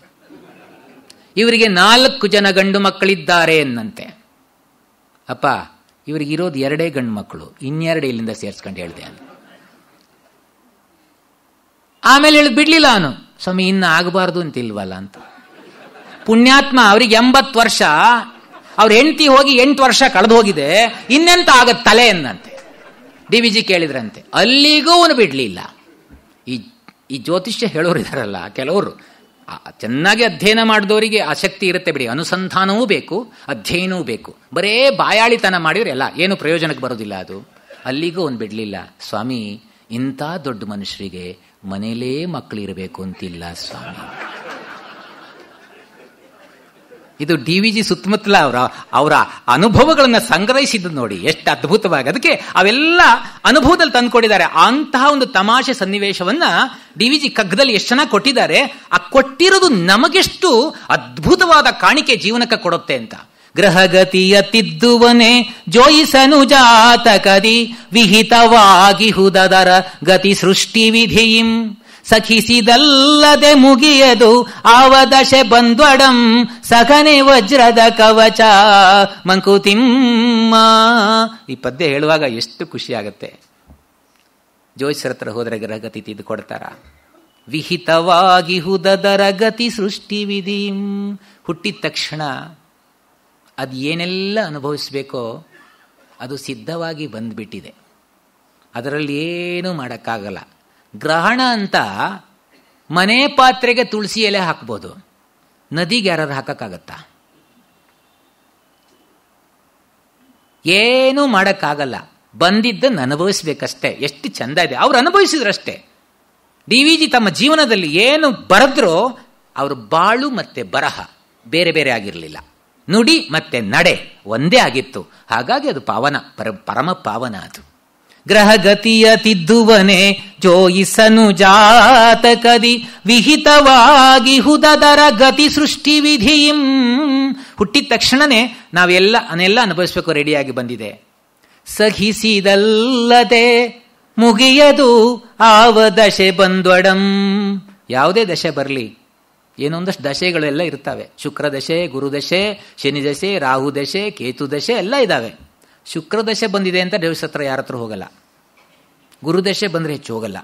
ಶನಿ ದಶೆ ಬಂದರೆ ಜೋಯಿಸರನ್ನು ಕಾಡ್ತಾರೆ, ಶನಿಗೂ ಕಾಡ್ತಾರೆ. ಒಂದು ತಿಳ್ಕೊಳ್ಳೋಣ, ಶನಿ ಒಳ್ಳೆ ಕೆಲಸ ಮಾಡೋರಿಗೆ ಏನು ಹಾನಿ ಮಾಡೋದೇ ಇಲ್ಲ. ಕೆಟ್ಟ ಕೆಲಸ ಮಾಡಿದ್ರೆ ಮಾತ್ರ ಶನಿ ದೇವಸ್ಥಾನಕ್ಕೆ ಹೋಗಿ ಸುತ್ತಬೇಕಷ್ಟೇ, ಎಕ್ಸಸೈಸ್ ಮಾಡಬೇಕಾಗತ್ತೆ. ನಾವು ನಮ್ಮ ಕರ್ತವ್ಯವನ್ನು ಪ್ರಾಮಾಣಿಕವಾಗಿ ದೇವರ ಕೆಲಸ ಅಂತ ತಿಳ್ಕೊಂಡು ಮಾಡಿದರೆ ಯಾವ ಗ್ರಹಚಾರಗಳು ನಮ್ಮ ಕಾಡಲ್ಲಿ ಮುಟ್ಟೋದಿದ್ರೆ ತಪ್ಸಕ್ಕಾಗಲ್ಲ. ಎಷ್ಟು ಚೆನ್ನಾಗಿ ಸನ್ನಿವೇಶ ಇಲ್ಲ. ಇನ್ನು 100 ವರ್ಷ ಹೋದ್ರೂ ಇದು ಎಷ್ಟು ಒಂಥರ ವಜ್ರಲೇಪಿತವಾದ ಪದ್ಯ, ಅದು ಅದ್ಭುತವಾದ ಪದ್ಯ. ಸಹಿಸಿದಲ್ಲದೆ ಮುಗಿಯದಾವ ದಶೆ ಬಂದ್ವಡಂ. ಯಾವುದೇ ದಶೆ ಬರಲಿ, ಶನಿ ದಶೆ 19 ವರ್ಷ ಇದೆ ಅಂತ ಹೇಳ್ತಾರೆ. 7.5 7 ವರ್ಷ ಅಲ್ಲಿವರೆಗೆ ಯಾರು 7.5 ಶುರುವಾದ ತಕ್ಷಣ ತಲೆಬಿಸಿ ಶುರುವಾಗುತ್ತೆ. ಜೋಯಿಸರ ಹತ್ರ ಹೋಗಿ ಆಯ್ತು, 19 ವರ್ಷ ಇದೆಯಂತೆ ಸ್ವಾಮಿ, ನನಗಿಷ್ಟು ಬೇಡ ಅಂತ ಅನ್ಸುತ್ತೆ, 2 ವರ್ಷ ಮಾಡಿಕೊಡಿ. ಏನಾರು ಮಾಡೋಕ್ಕಾಗತ್ತಾ? ಅದೇನು ಮಾಡೋಕ್ಕಾಗಲ್ಲ. ಶಾಂತಿ ಶಾಂತಿ ಅಂತ ಹೇಳ್ತಾರೆ. ಶಾಂತಿ ಅದು ಅಶಾಂತಿನೇ ಆಗೋದು ಕೆಲವುದೆಲ್ಲ. ನೀವು ಯಾವುದು ವಾಟ್ಸಪ್ಪಲ್ಲಿ ಬಂದಿತ್ತು ಒಂದು ಇದು, ಸೌತ್ ಕೆನರಾದಿಂದ 10 ಗಂಟೆ ಅಷ್ಟೊತ್ತಿಗೆ ತೆಂಗಿನ ಮರದಲ್ಲಿ ಒಂದು ಮಗು ಉಳುವುದಂತೆ. ಅವ್ರು ಸ್ವಲ್ಪ ಭೂತಾರಾಧನೆ ಚೆನ್ನಾಗಿ ಮಾಡ್ತಾರೆ ಅಲ್ಲ. ಪಂಜುರುಳಿನೋ ಕಲ್ಕುಟ್ಕನೋ ಕೈ ಕೊಟ್ಟಿದೆ. 10 ಗಂಟೆ ರಾತ್ರಿ ಆದ ತಕ್ಷಣ ಮಗು ಅಳುವುದು ತೆಂಗಿನ ಮರ ಅದ್ರ ಮೇಲೆ. ಎಲ್ಲ ಜೋಯಿಸರ ಹತ್ರ ಹೋಗಿ ಆಯ್ತು. ಅವರು ಭಟ್ರೆ ಈ ಒಂದು ಕತೆ ಆಯ್ದಲ್ಲ, ಏನು ಕತೆ ಅಲ್ಲ, ನಾವು 10 ಗಂಟೆ ಸಮಯಕ್ಕೆ ಮಾರ್ರೆ ಮಗು ಅಳುದು ಮಾರ್ರೆ ತೆಂಗಿನ ಮರ ಹತ್ಕೊಂಡು. ಅಲ್ಲಿ ಯಾರೂ ಇಲ್ಲ. ಹೌದಾ? ನೋಡಿದ್ರು, ಅದು ಪಂಜುರುಳಿ ಕಾಟ ಇರಬೇಕು, ಭೂತರಾಯಂದು. ಒಂದು ಶಾಂತಿ ಆಗಬೇಕು. ಎಷ್ಟಾಗ್ತದೆ? ಒಂದು 5,000 ಕೊಟ್ಟರೆ ಶಾಂತಿ ಆಗ್ತದೆ. ಸರಿ, ಎಲ್ಲ ಪೂಜೆ ಮಾಡಿದ್ರು, ಶಾಂತಿ ಆಯಿತು. ಸಾಯಂಕಾಲ ಹೋದ್ರು, ಮತ್ತೆ 10 ಗಂಟೆ ಕಳುವೆ. ಮರುದಿವಸ ಮತ್ತೆ ಬಂದ್ರಂತೆ. ಅಲ್ಲ, ಏನು ಆಗ್ಲಿಲ್ವಾ? ಏನೂ ಆಗಲಿಲ್ಲ, ನಡೀಲಿಲ್ಲ. ಓ, ಅದು ಸಾಮಾನ್ಯ ಭೂತ ಅಲ್ಲ ಮಾರರೆ, ದೊಡ್ಡ ಭೂತ. ಅದಕ್ಕೆ ದೊಡ್ಡ ಶಾಂತಿ ಆಗಬೇಕು. ಅದಕ್ಕೆ ಎಷ್ಟಾಗ್ತದೆ? 10,000 ರೂಪಾಯಿ ಆಗ್ತದೆ. ದುಡ್ಡು ಸರಿಯಾಗಿ ನಾವು ಹೊಂದಿಸ್ಕೊಂಡಿಲ್ಲ ಭಟ್ರೆ, ನಾಳೆ ಆದರೆ ಬರ್ತೇನೆ, ದುಡ್ಡು ಸರಿ ಆದಮೇಲೆ, ಹೊಂದಿಕೆ ಆದಮೇಲೆ ಬರ್ತೇನೆ ಅಂತ ಹೋದ್ರು. ಅವತ್ತು ರಾತ್ರಿ ಒಬ್ಬ ಬಂದ ಮನೆಗೆ. ಅವ್ರ ಮನೆಗೆ ಬಂದು, ಇಲ್ಲೆಲ್ಲ ನನ್ನ ಮೊಬೈಲ್ ಬಿಟ್ಟಿದ್ದೆ, ಇಲ್ಲದು ಕಂಡಿದೆ ಅಂತ. ಏನು ಹೇಳಿ? ಅಲ್ಲ, ಮೊನ್ನೆ ತೆಂಗಿನಕಾಯಿ ತೆಗೆಗೆ ಬಂದಲ್ಲ, ಮೊಬೈಲ್ ಬಿಟ್ಟು ಹೋಗಿದ್ದೆ ನಾನು. ಅದು ಮಗುವಿನ ಒಳ್ಳೆ ಧ್ವನಿ ಇದೆಯಾ? ಹೌದು. 10 ಗಂಟೆ ಸಮಯಕ್ಕೆ ಮಾರ್ರೆ ಆ ತೆಂಗಿನ ಮರದ ಮೇಲ್ಗಡೆ ಮಳು ಹತ್ತಿಕೊಂಡ ಅವನು. ಮೊಬೈಲ್ ತಗೊಂಡ ಹೋಗ್ತಿದ್ದ. ಭಟ್ರೆ, ಶಾಂತಿ ಆಗ್ಬೇಕಾ ಅಂದ.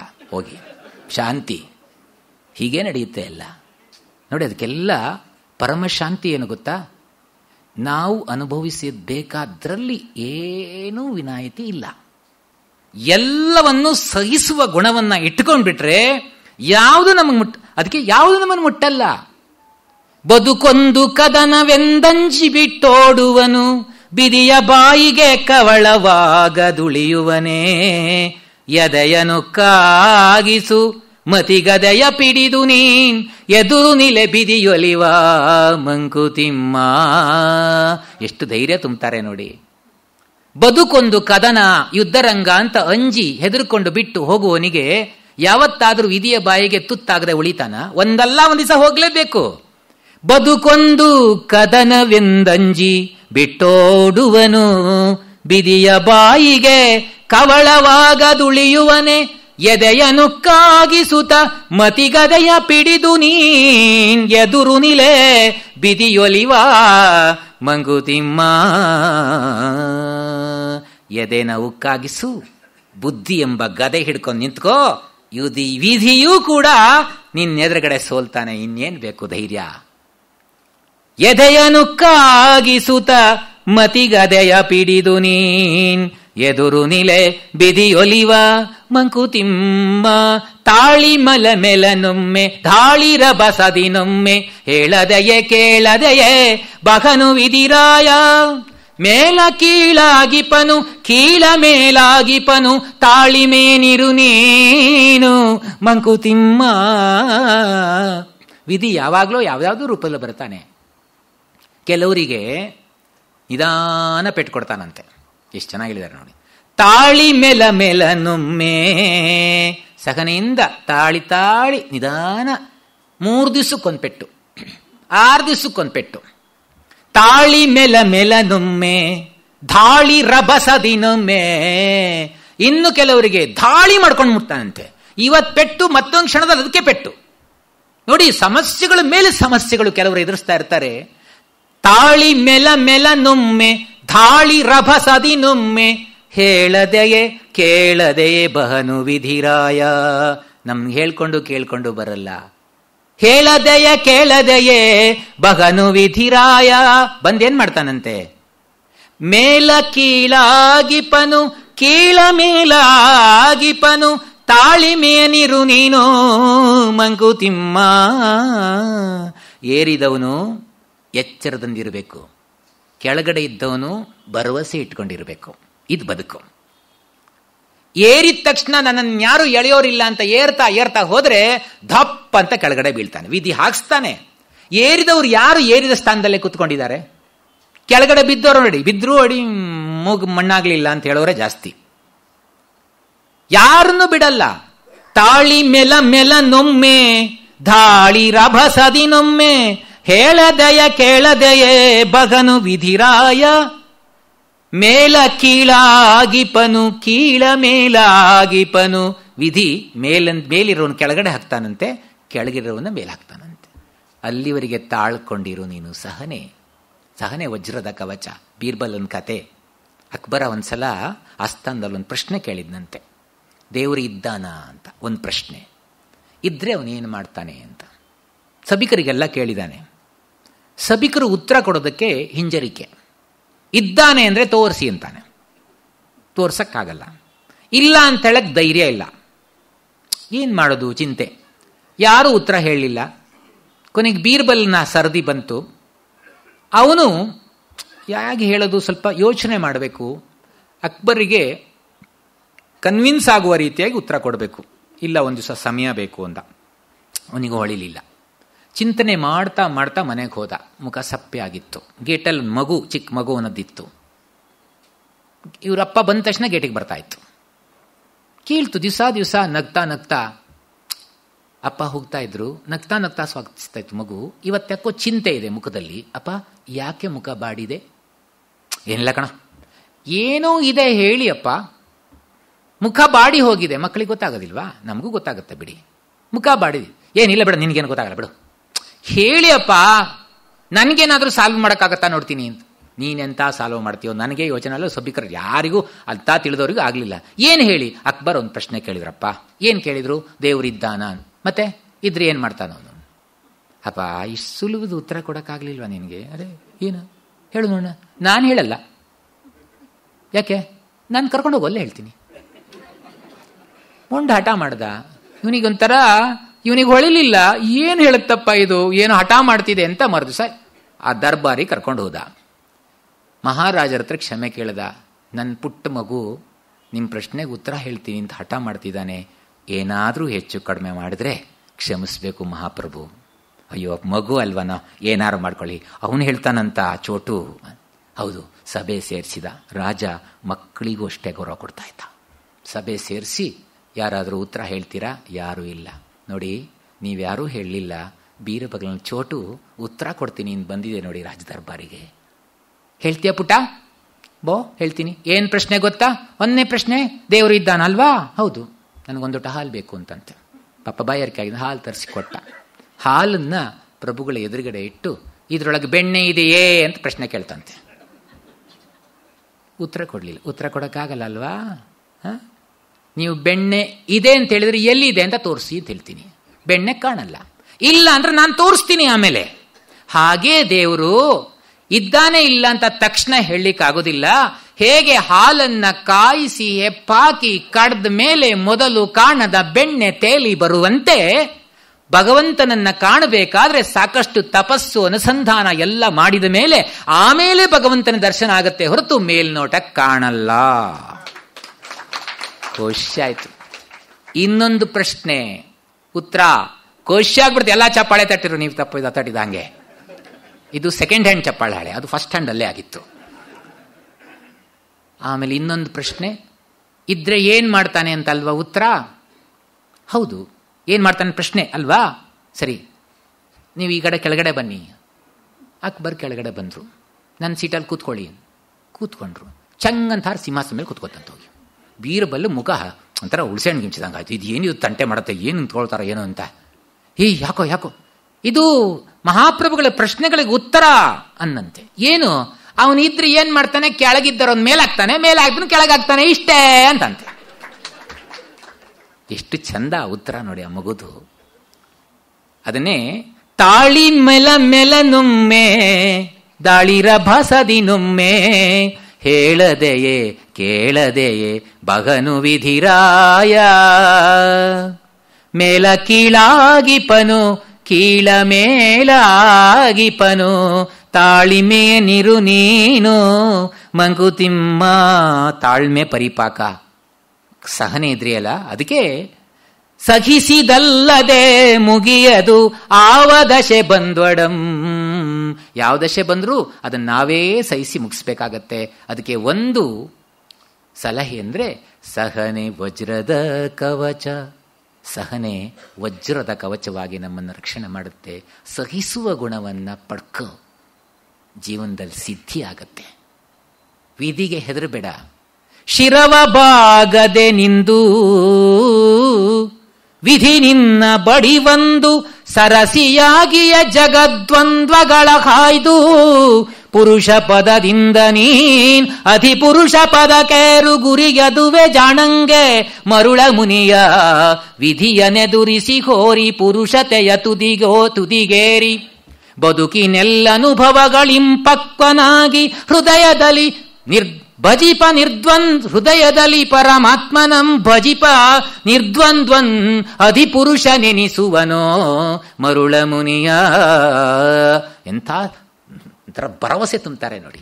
ಶಿರವ ಬಾಗದೆ ನಿಂದು ವಿಧಿ ನಿನ್ನ ಬಡಿವಂದು. ವಿಧಿ ಮತ್ತೆ ಪೆಟ್ಟು ಕೊಡುವಾಗ ತಲೆ ತಗ್ಸ್ಬೇಡ, ವಿಧಿಗೆ ಹೆದರಬೇಡ. ವಿಸಿಯವರೊಂದು ಕವಿತೆ ಬರೆದಿದ್ದಾರೆ, ಅಬೇಹಿ ಅಂತ.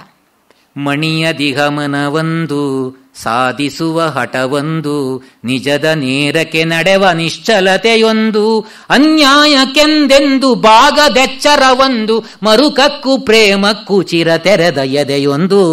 ಇಷ್ಟಿದ್ರೆ ಯಾವುದಕ್ಕೂ ಹೆದರಬೇಕಾಗಿದ್ದಲ್ಲಂತೆ. ಮಣಿಯ ದಿಗಮನವೊಂದು, ನಾನು ಸರಿದ್ದೀನಿ ಅಂದರೆ ಯಾಕೆ ಮಣಿಬೇಕು? ಸಾಧಿಸುವ ಹಠವೊಂದು, ನಾನು ಒಳ್ಳೆಯದನ್ನು ಸಾಧಿಸಬೇಕು ಅಂತ ಹಠ ಇರಬೇಕಂತೆ. ನಿಜದ ನೇರಕ್ಕೆ ನಡೆವ ನಿಶ್ಚಲತೆಯೊಂದು, ನಾನು ಸರಿ ತಿಳ್ಕೊಂಡಿದ್ದೇನೆ, ಇದನ್ನ ಬೇರೆಯವರಿಗಾಗಿ ನಾನು ಮಾಡ್ತಾ ಇಲ್ಲ, ಸರಿ ನನಗನ್ಸಿದ್ದನ್ನ ಅದಕ್ಕೆ ನೇರವಾಗಿ ನಡೆಯುವಂಥ ನಿಶ್ಚಲತೆ, ಚಂಚಲತೆ ಅಲ್ಲ ಅದು. ನನಗೆ ಸರಿ ಅಂದಿದ್ದ ಕೊನೆಯವರು ವಿವೇಕಾನಂದರ ಹಾಗೆ ಅಂತ ಆ ಮಹಾತ್ಮರ ಚರಿತ್ರೆಯನ್ನು ಓದಬೇಕು. ನರೇಂದ್ರ ಶಾಲೆಗೆ ಹೋಗ್ಬೇಕಾದ್ರೆ ಒಂದ್ಸಲ ಮ್ಯಾಥ್ಸ್ ಟೀಚರು ಮ್ಯಾಥಮೆಟಿಕ್ಸ್ ಸಮ್ ಕೊಟ್ರಂತೆ. ಎಲ್ಲರಿಗೂ ಮಾಡಿಸಿದ್ರು, ನರೇಂದ್ರನೂ ಮಾಡಿದ್ದ. ಅಧ್ಯಾಪಕರಿಗೆ ತೋರಿಸಿದಾಗ ತಪ್ಪು ಅಂದ್ರಂತೆ.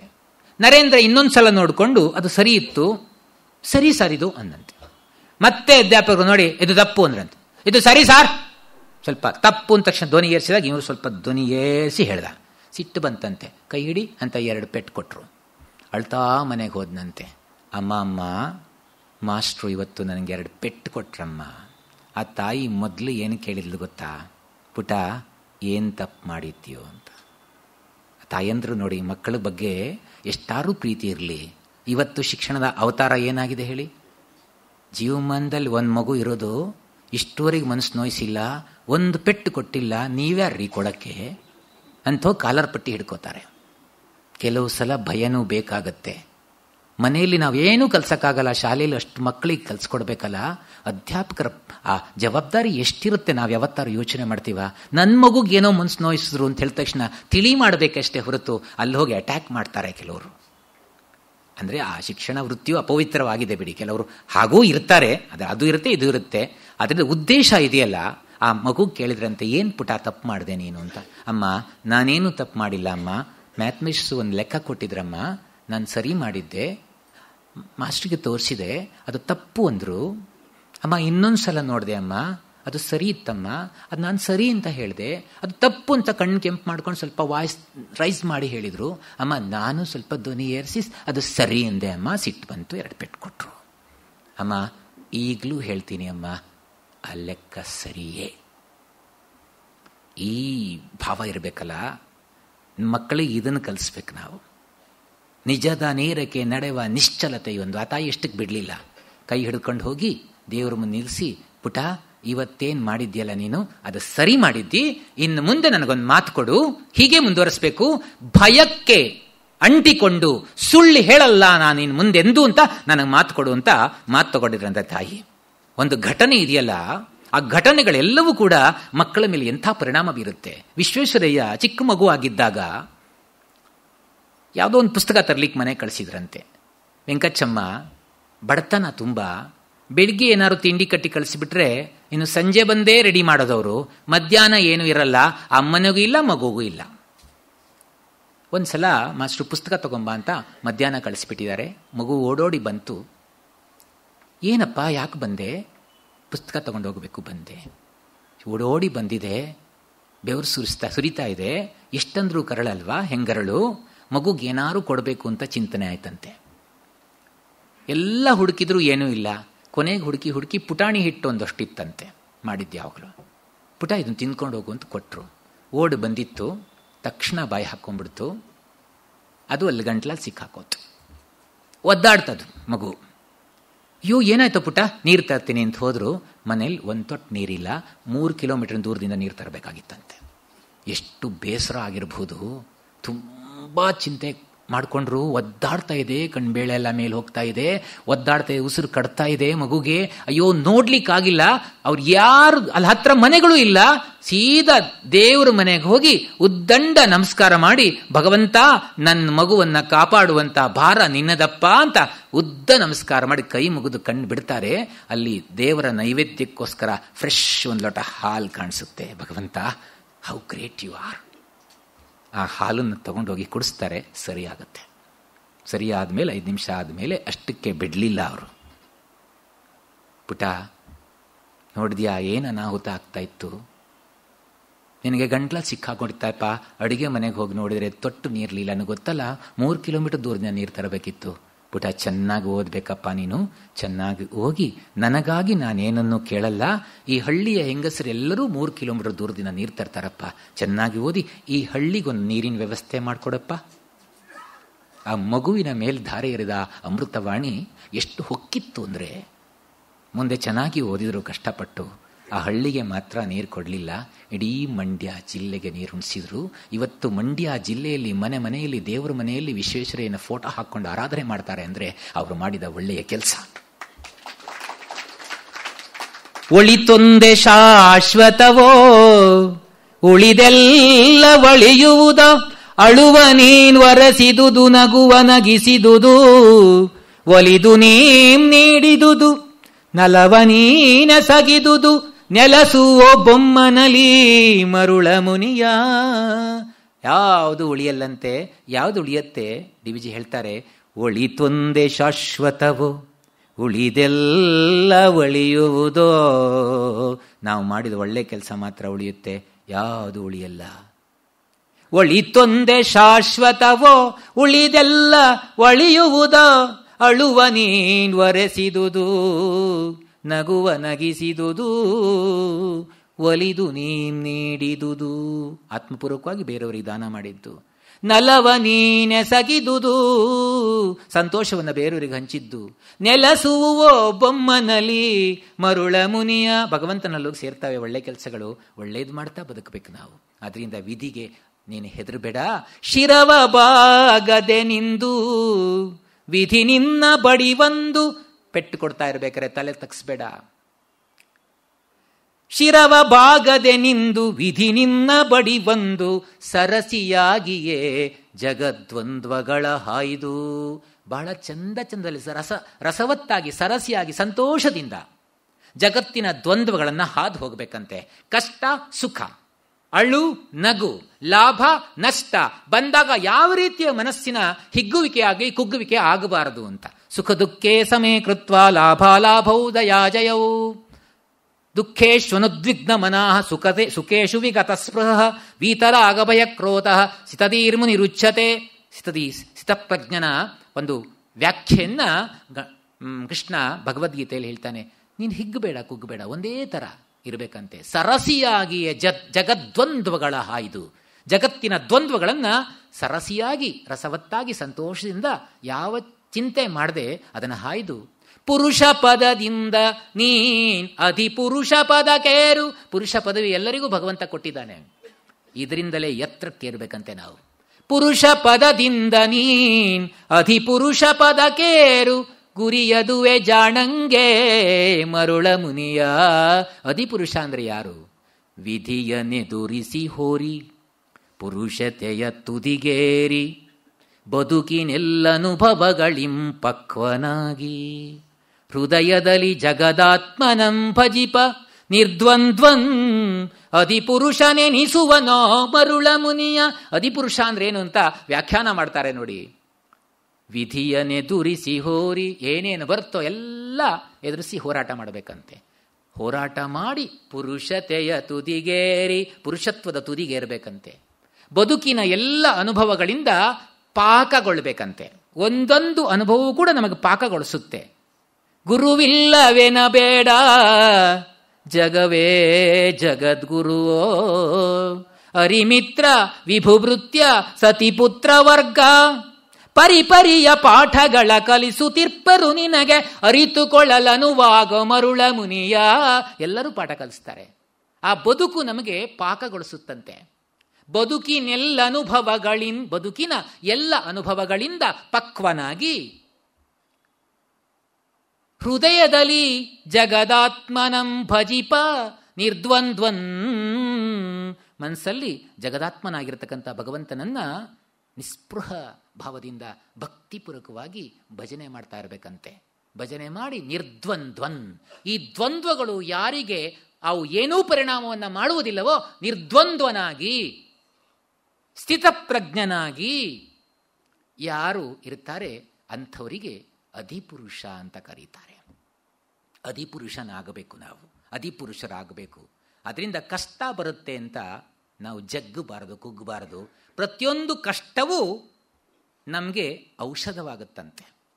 ರದನೋದಯ ಜ್ವರಕ್ಕೆ ಸಿಲುಕದಿಘ ಶಿಶುವಿರದು, ವಿಧಿಯೊದೆಗೆ ಸಿಕ್ಕದಿಘ ನರಜಂತುವಿರದು. ಒದೆ ಪೆಟ್ಟು ಮುಗಿದಂದು ರಾಹು ದಂಶ್ರದೆ ಹೊರಟ ವಿಧುಬಿಂಬವೋ ನೀನು ಮಂಕುತಿಮ್ಮ.